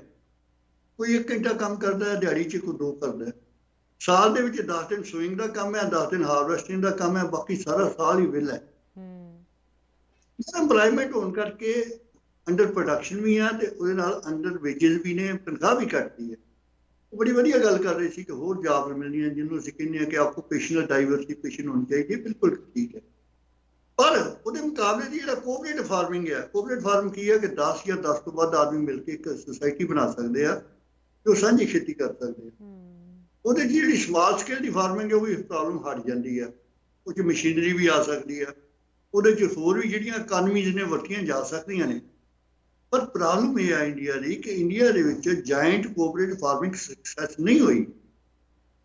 ਪਿਛਲੇ 17-80 ਸਾਲਾਂ 'ਚ ਗੌਰਮੈਂਟ ਨੇ ਬੜੀ ਕੋਸ਼ਿਸ਼ ਕੀਤੀ ਹੈ ਕਿ ਕੋਆਪਰੇਟਿਵ ਫਾਰਮਿੰਗ ਕੀਤੀ ਜਾਏ, ਪਰ ਪਤਾ ਨਹੀਂ ਕੀ ਵਜ੍ਹਾ ਆ, ਕਿਉਂਕਿ ਐਗਰੀਕਲਚਰ ਇੱਕ ਇੱਦਾਂ ਦੀ ਅਟੈਚਮੈਂਟ ਹੈ ਫਾਰਮਰ ਦੀ। ਅਸੀਂ ਕਹਿੰਦੇ it is a way of life in India, it is not a business, it is not a profession, it is a way of life. So farmer ਨੇ ਜੁਆਇਨ ਨਹੀਂ ਕੀਤੀਆਂ, ਪਰ ਉਹ ਜਿਹੜੀਆਂ ਕੋਆਪਰੇਟਿਵ ਫਾਰਮਰ ਨੇ ਬੜੀਆਂ ਸਕਸੈਸ ਹੋਈਆਂ ਨੇ, ਜਿਨ੍ਹਾਂ 'ਚ ਮੈਂ ਤੁਹਾਨੂੰ ਦੱਸਣਾ। ਹੁਣ ਡੇਅਰੀ ਫਾਰਮਿੰਗ ਹੈ, ਬੜੀ ਸਕਸੈਸ ਹੋਈ ਹੈ। ਸ਼ਾਇਦ ਤੁਹਾਨੂੰ ਇਸ ਫੈਕਟ ਬਾਰੇ ਨਹੀਂ ਪਤਾ ਕਿ ਇੰਡੀਆ ਫਸਟ ਪ੍ਰੋਡਿਊਸਰ ਹੈ ਮਿਲਕ ਦਾ, ਸਭ ਤੋਂ ਵੱਡਾ ਪ੍ਰੋਡਿਊਸਰ ਹੈ ਇਸ ਵੇਲੇ ਇੰਡੀਆ ਮਿਲਕ ਦਾ ਪ੍ਰੋਡਿਊਸਰ। ਤੇ ਬੜੀ ਸਾਰੀ ਤੁਸੀਂ ਵੇਖੋ 5% ਇੰਡੀਆ ਦੀ ਜਿਹੜੀ ਨੈਸ਼ਨਲ ਜਿਹੜੀ ਹੈਗੀ ਹੈ ਨਾ ਗ੍ਰਾਸ ਡੋਮੈਸਟਿਕ ਪ੍ਰੋਡਕਟ, ਉਹਦੇ ਵਿੱਚ ਐਗਰੀਕਲਚਰ ਦਾ ਹਿੱਸਾ ਸਿਰਫ 19% ਹੈ, ਸਿਰਫ 19%। ਵਾਹ। ਬਾਕੀ 81% ਜਿਹੜਾ ਦੂਜੇ ਸੈਕਟਰਾਂ ਦਾ ਤੇ ਪਾਪੂਲੇਸ਼ਨ 60% ਤੱਕ ਹੀ ਹੈ। ਇਹਦਾ ਮਤਲਬ ਹੈ ਵੀ 60% ਪਾਪੂਲੇਸ਼ਨ ਦੇ ਹਿੱਸੇ ਸਿਰਫ 19% ਆਉਂਦਾ, ਬਾਕੀ 40% ਦੇ ਹਿੱਸੇ 81% ਆਉਂਦਾ ਜੀ। ਪਰ ਐਗਰੀਕਲਚਰ ਦੀ ਜਿਹੜੀ ਕੰਟਰੀਬਿਊਸ਼ਨ ਹੈ 19%, ਉਹਦੇ ਵਿੱਚ 5% ਡੇਅਰੀ ਦਾ ਹਿੱਸਾ ਹੈ, ਬਹੁਤ ਵੱਡਾ ਹਿੱਸਾ ਹੈ ਜੀ। ਡੇਅਰੀ ਦਾ। ਅਤੇ ਕਿਉਂ ਹੋਇਆ? ਇਹ ਹੋਇਆ ਕੋਆਪਰੇਟਿਵ ਫਾਰਮਿੰਗ ਕਰਕੇ। ਅੱਛਾ ਜੀ। ਸਾਰੀਆਂ ਸਟੇਟਾਂ ਦੇ ਵਿੱਚ ਕੋਆਪਰੇਟਿਵ ਫਾਰਮਿੰਗ ਹੈ ਡੇਅਰੀ ਦੀ। ਸੋ ਡੇਅਰੀ ਤੁਸੀਂ ਅੱਛਾ। ਕਹਿ ਰਹੇ ਹੋ, ਡੇਅਰੀ ਦੇ ਵਿੱਚ ਡੇਅਰੀ ਇਕਲੌਤਾ ਇਹੋ ਜਿਹਾ ਫਾਰਮਿੰਗ ਦਾ ਸੈਕਟਰ ਹੈਗਾ ਜਿਹਦੇ ਵਿੱਚ ਕੋਆਪ ਫਾਰਮਿੰਗ, ਕੋਆਪਰੇਟਿਵ ਫਾਰਮਿੰਗ, ਜਿੱਥੇ ਛੋਟੇ-ਛੋਟੇ ਫਾਰਮਰਸ ਨੇ ਇਕੱਠੇ ਰਲ ਕੇ ਇੱਕ ਸੁਸਾਇਟੀ ਬਣਾਈ ਹੈ, ਉਹਦੇ ਨਾਲ ਉਹਨਾਂ ਦੀ ਬਾਰਗੇਨਿੰਗ ਪਾਵਰ ਵੀ ਵਧੀ ਹੈ ਤੇ ਇਸ ਪੂਰੀ ਇੰਡਸਟਰੀ ਨੂੰ ਜ਼ਿਆਦਾ ਸਕਸੈਸ ਵੇਖਣ ਨੂੰ ਮਿਲੇ। ਜੋ ਇਹ ਡੇਅਰੀ ਦਾ ਮਾਡਲ ਹੈਗਾ, ਬਾਕੀ ਏਰੀਆਜ਼ ਕਿਉਂ ਨਹੀਂ ਅਪਣਾ ਸਕਦੇ? ਬਾਕੀ ਤੌਰਾਂ ਦੇ ਕਿਸਾਨ ਕਿਉਂ ਨਹੀਂ ਇਸ ਮਾਡਲ ਨੂੰ ਅਪਣਾ ਸਕਦੇ? ਜਿਹੜੀ ਗੱਲ ਮੈਂ ਕਰਨੀ ਸੀ ਉਹ ਤੁਸੀਂ ਹੀ ਕਰ ਦਿੱਤੀ ਹੈ, ਬਹੁਤ ਚੰਗਾ ਕੀਤਾ ਹੈ। ਥੈਂਕ ਯੂ ਜੀ। ਵੇਖੋ ਡੇਅਰੀ ਫਾਰਮਿੰਗ ਦਾ ਸਿਸਟਮ ਕੀ ਹੈ ਜੀ। ਪਿੰਡ ਦੇ ਡੇਅਰੀ ਵੇਚਣ ਜਿਹੜੇ ਆਦਮੀ ਨੇ ਇੱਕ ਮੱਝ ਜਾਂ ਦੋ ਮੱਝਾਂ ਰੱਖੀਆਂ ਨੇ ਜਾਂ ਦੋ ਗਾਈਆਂ ਰੱਖੀਆਂ ਨੇ ਜੀ। ਦੁੱਧ ਵੇਚ ਦਿੰਦਾ ਹੈ, ਜਿਹੜੀ ਕੋਆਪਰੇਟਿਵ ਡੇਅਰੀ ਵਾਲਾ ਆਉਂਦਾ ਪਿੰਡ ਦੇ ਵਿੱਚ ਉਹਦੇ ਕੋਲ ਦੁੱਧ ਲੈ ਜਾਂਦਾ। ਪਹਿਲੀ ਗੱਲ ਤੋਂ ਕੀਮਤ ਜ਼ਿਆਦਾ ਦਿੰਦਾ ਆਮ ਵਪਾਰੀ ਨਾਲੋਂ। ਫਿਰ ਦੁੱਧ ਵੇਚ ਕੇ ਉਹਨੇ ਕੀਮਤ ਤੇ ਲੈ ਲਈ, ਪਰ ਉਹ ਅਜੇ ਵੀ ਉਹਦਾ ਹਿੱਸਾ ਬਣਿਆ ਰਹਿੰਦਾ। ਕਿਉਂ? ਡਿਸਟ੍ਰਿਕਟ ਦੇ ਲੈਵਲ ਤੇ ਪਲਾਂਟ ਦੇ ਮਿਲਕ ਦੇ, ਜਿਨ੍ਹਾਂ 'ਚ ਲੱਸੀ, ਮੱਖਣ, ਦੁੱਧ ਬਰਾਬਰ ਹੋਰ ਡੇਅਰੀ ਪ੍ਰੋਡਕਟ ਬਣਾਈਆਂ ਜਾਂਦੀਆਂ। ਫਾਰਮਰ ਜਿਹਨੇ ਦੁੱਧ ਵੇਚ ਵੀ ਦਿੱਤਾ ਉਹਦਾ ਹਿੱਸਾ ਹੈ ਉਹਦੇ 'ਚ। ਫਿਰ ਪੰਜਾਬ ਤੋਂ ਉਹ ਦੁੱਧ ਜਿਹੜਾ ਜਾ ਕੇ ਅਸਾਮ ਵਿਕਦਾ, ਉਹ 'ਚ ਜਿੰਨੀ ਵੈਲਿਊ ਐਡੀਸ਼ਨ ਹੁੰਦੀ ਉਹ 'ਚ ਫਿਰ ਫਾਰਮਰ ਦਾ ਹਿੱਸਾ ਜਿਹੜਾ ਪਿੰਡ 'ਚ ਬੈਠਾ ਹੈ, ਜਿਹਨੇ ਦੁੱਧ ਵੇਚ ਵੀ ਲਿਆ, ਉਹਦੇ 'ਚ ਉਹਦਾ ਵੀ ਫਿਰ ਹਿੱਸਾ ਹੈ ਜੀ। ਬਹੁਤ ਦੁੱਧ ਜਿਹੜਾ ਨਾ ਉਹ ਬਾਹਰਲੇ ਦੇਸ਼ਾਂ ਨੂੰ ਐਕਸਪੋਰਟ ਹੁੰਦਾ ਹੈ। ਦੁਨੀਆ ਬੰਗਲਾਦੇਸ਼ ਹੋਰਨਾਂ ਦੇਸ਼ਾਂ 'ਚ ਐਕਸਪੋਰਟ ਹੋ ਰਹੀ ਹੈ। ਪਿੰਡ ਦੇ ਵਿੱਚ ਬੈਠਾ ਫਾਰਮਰ ਜਿਹਨੂੰ ਐਕਸਪੋਰਟ ਦਾ ਪਤਾ ਹੀ ਨਹੀਂ, ਉਹਦਾ ਵੀ ਹਿੱਸਾ ਫਿਰ ਐਕਸਪੋਰਟ ਵੀ ਸਾਲ ਬਾਅਦ ਪਿੰਡ 'ਚ ਆਏਗਾ ਜੀ ਇਹ ਤੁਹਾਡਾ ਬੋਨਸ ਵਧਿਆ ਹੈ ਲੋ, ਭਾਵੇਂ ਉਹਨੂੰ 50 ਜਾਂ 100 ਰੁਪਏ ਦਿੰਦਾ ਪਰ ਉਹਦਾ ਹਿੱਸਾ ਬਣਿਆ। ਜਿਹੜੀ ਗੱਲ ਤੁਹਾਂ ਕੀਤੀ ਬੜੀ ਇੰਪੋਰਟੈਂਟ ਗੱਲ ਕੀਤੀ, ਅਸੀਂ ਬੜੀ ਵਾਰੀ ਕਿਹਾ ਹੈ, ਬੜੀ ਵਾਰੀ ਲਿਖਿਆ ਹੈ, ਬੜਾ ਕੁਝ ਹੋਇਆ ਹੈ ਕਿ ਇਹੋ ਮਾਡਲ ਦੁਨੀਆ ਚੀਜ਼ਾਂ 'ਚ ਅਡਾਪਟ ਕੀਤਾ ਜਾਏ ਜੀ। ਹੁਣ ਜਿਸ ਤਰ੍ਹਾਂ ਸਬਜ਼ੀਆਂ ਨੇ, ਫਾਰਮਰ ਜਿਹੜੀ ਕੀਮਤ ਸਬਜ਼ੀ ਫਾਰਮਰ ਤੇ ਵੇਚਦਾ ਹੈ, ਰੇਹੜੀ ਵਾਲਾ ਘੱਟ 4 ਗੁਣਾ ਵੇਚਦਾ ਜੀ। ਸ਼ਹਿਰ ਦੇ ਵਿੱਚ ਆ ਕੇ ਉਹ ਜਿਹੜੀ ਸਬਜ਼ੀ ਹੈ 4 ਟਾਈਮ ਜ਼ਿਆਦਾ ਵਿਕਦੀ ਹੈ, ਪਰ ਫਾਰਮਰ ਦਾ ਕੀ ਹਿੱਸਾ ਹੈ? ਜ਼ੀਰੋ, ਕੋਈ ਹਿੱਸਾ ਨਹੀਂ।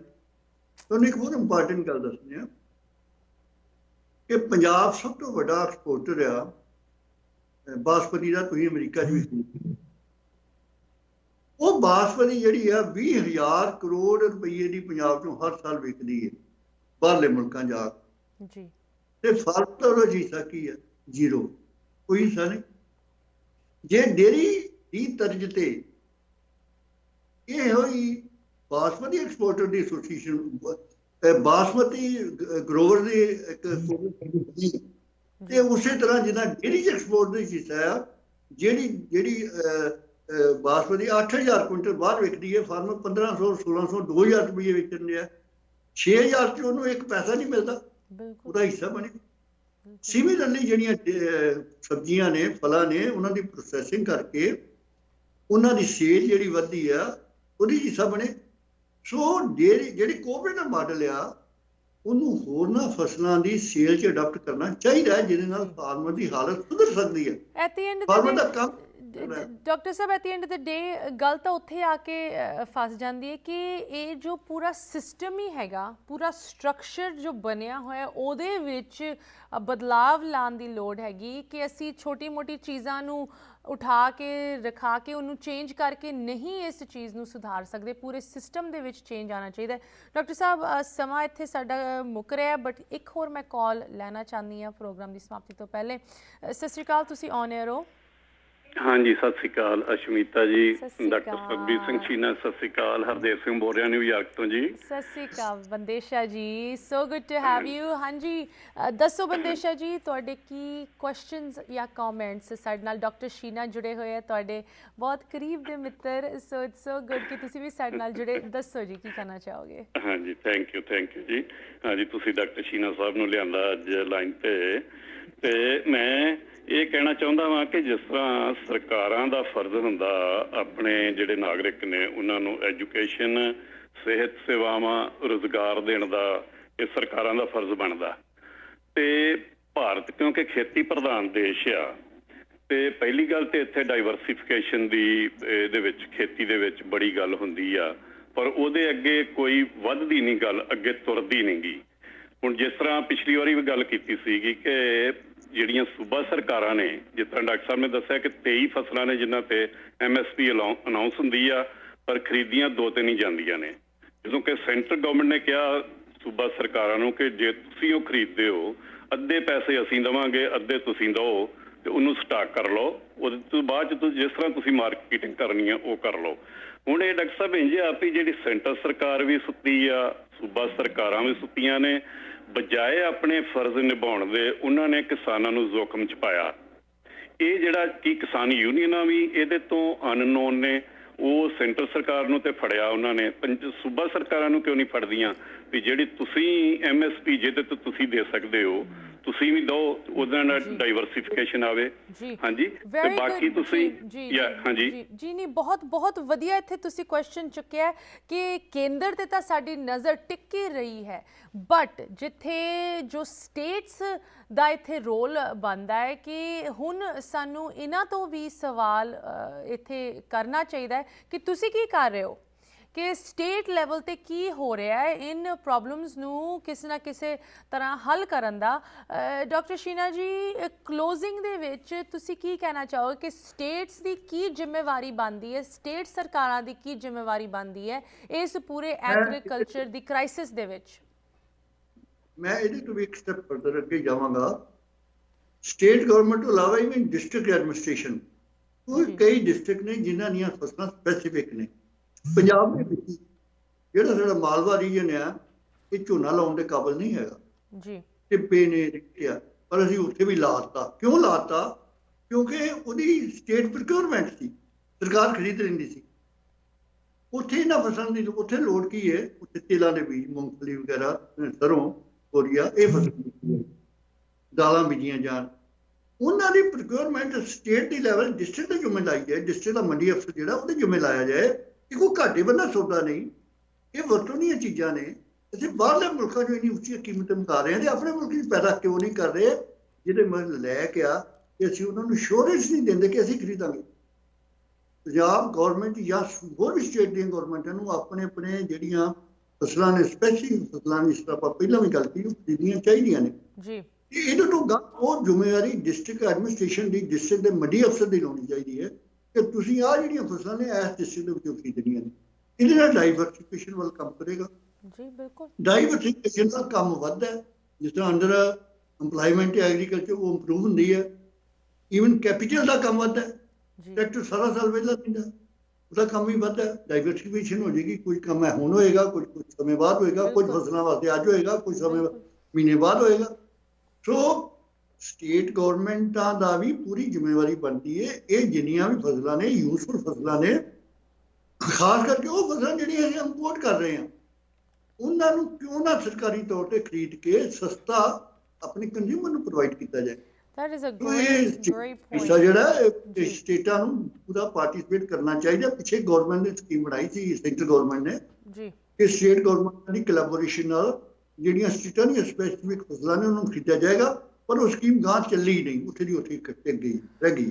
ਬਟ ਹੁਣ ਤਾਂ ਲੱਗਦਾ ਹੈ ਕਿ ਸਕੀਮਾਂ ਤੋਂ ਉੱਠ ਕੇ ਕੁਛ ਨਾ ਕੁਛ ਕਰਨਾ ਪੈਣਾ। ਐਂਡ ਆਈ ਥਿੰਕ ਜਿਸ ਤਰ੍ਹਾਂ ਹਰਦੇਵ ਜੀ ਨੇ ਸਵਾਲ ਰੱਖਿਆ ਕਿ ਕੀ ਜੋ ਕਿਸਾਨ ਆਗੂ ਹਨ ਉਹਨਾਂ ਦੇ ਵੱਲੋਂ ਕੋਈ ਇਹਦੇ ਉੱਤੇ ਐਫਰਟ ਹੋਏਗੀ ਕਿ ਜੋ ਸਟੇਟ ਗਵਰਨਮੈਂਟਸ ਹਨ, ਚੀਫ ਮਿਨਿਸਟਰ ਬੈਠੇ ਹੋਏ ਹੈ, ਉਹਨਾਂ ਦੇ ਵੱਲੋਂ ਕੋਈ ਇਹਦੇ ਉੱਤੇ ਐਕਸ਼ਨ ਲਿੱਤਾ ਜਾਊਗਾ। ਇਨ ਐਨੀ ਕੇਸ ਸਾਨੂੰ ਇਸ ਚੀਜ਼ ਦਾ ਤਾਂ ਪੂਰਾ ਭਰੋਸਾ ਹੈ ਕਿ ਜਿਸ ਤਰ੍ਹਾਂ ਲੋਕੀ ਜਿੰਨੇ ਜੋਸ਼ ਦੇ ਨਾਲ ਉੱਠ ਖੜੇ ਹੈ ਕਿ ਉਹ ਨਹੀਂ ਵਾਪਸ ਹੁਣ ਪਿੱਛੇ ਹਟਦੇ, ਕਿ ਜ਼ਰੂਰ ਕੁਛ ਨਾ ਕੁਛ ਇਹਦੇ ਉੱਤੇ ਐਕਸ਼ਨ ਲੈਣਾ ਪਊਗਾ। ਪ੍ਰੋਗਰਾਮ ਦੀ ਇੱਥੇ ਸਾਨੂੰ ਸਮਾਪਤੀ ਕਰਨੀ ਪੈ ਰਹੀ, ਸਮਾਂ ਸਾਡੇ ਕੋਲ ਨਹੀਂ ਰਹਿ ਗਿਆ। ਡਾਕਟਰ ਸਰਬਜੀਤ ਸਿੰਘ ਸ਼ੀਨਾ ਜੀ, ਅੰਮ੍ਰਿਤਸਰ, ਤੁਸੀਂ ਸਾਡੇ ਨਾਲ ਲਾਈਵ ਜੁੜੇ, thank you so much sir, ਤੁਹਾਡੇ ਟਾਈਮ ਲਈ, ਤੁਹਾਡੀ ਐਕਸਪਰਟੀਜ਼ ਐਂਡ ਨੌਲੇਜ ਲਈ ਜੋ ਤੁਸੀਂ ਸਾਡੇ ਨਾਲ ਅੱਜ ਸਾਂਝੀ ਕੀਤੀ। ਜ਼ਰੂਰ ਫਿਰ ਆ ਕੇ ਸਾਡੇ ਨਾਲ ਇਨ ਮੁੱਦਿਆਂ ਤੇ ਜ਼ਰੂਰ ਗੱਲ ਕਰਿਓ। Have a good rest of your day sir. ਸਤਿ ਸ਼੍ਰੀ ਅਕਾਲ। ਇੱਥੇ ਹੀ ਪ੍ਰੋਗਰਾਮ ਦੀ ਸਮਾਪਤੀ ਕਰਦੇ ਹਾਂ। ਸਾਡੇ ਲਈ, ਸਾਡੇ ਗੈਸਟ ਲਈ ਕੋਈ ਕੁਐਸਚਨਸ, ਕਮੈਂਟਸ, ਕੰਸਰਨ ਤੁਸੀਂ ਜ਼ਰੂਰ ਸਾਨੂੰ ਲਿਖ ਸਕਦੇ ਹੋ। ਕੱਲ੍ਹ ਵੀ ਤੁਹਾਡੇ ਨਾਲ ਇੱਕ ਲਾਈਵ ਪ੍ਰੋਗਰਾਮ ਲੈ ਕੇ ਹਾਜ਼ਰ ਹੋਵਾਂਗੇ, ਜ਼ਰੂਰ ਸਾਡੇ ਨਾਲ ਜੁੜਿਓ। ਹੁਣ ਸਾਨੂੰ ਦਿਓ ਇਜਾਜ਼ਤ। ਸਤਿ ਸ਼੍ਰੀ ਅਕਾਲ।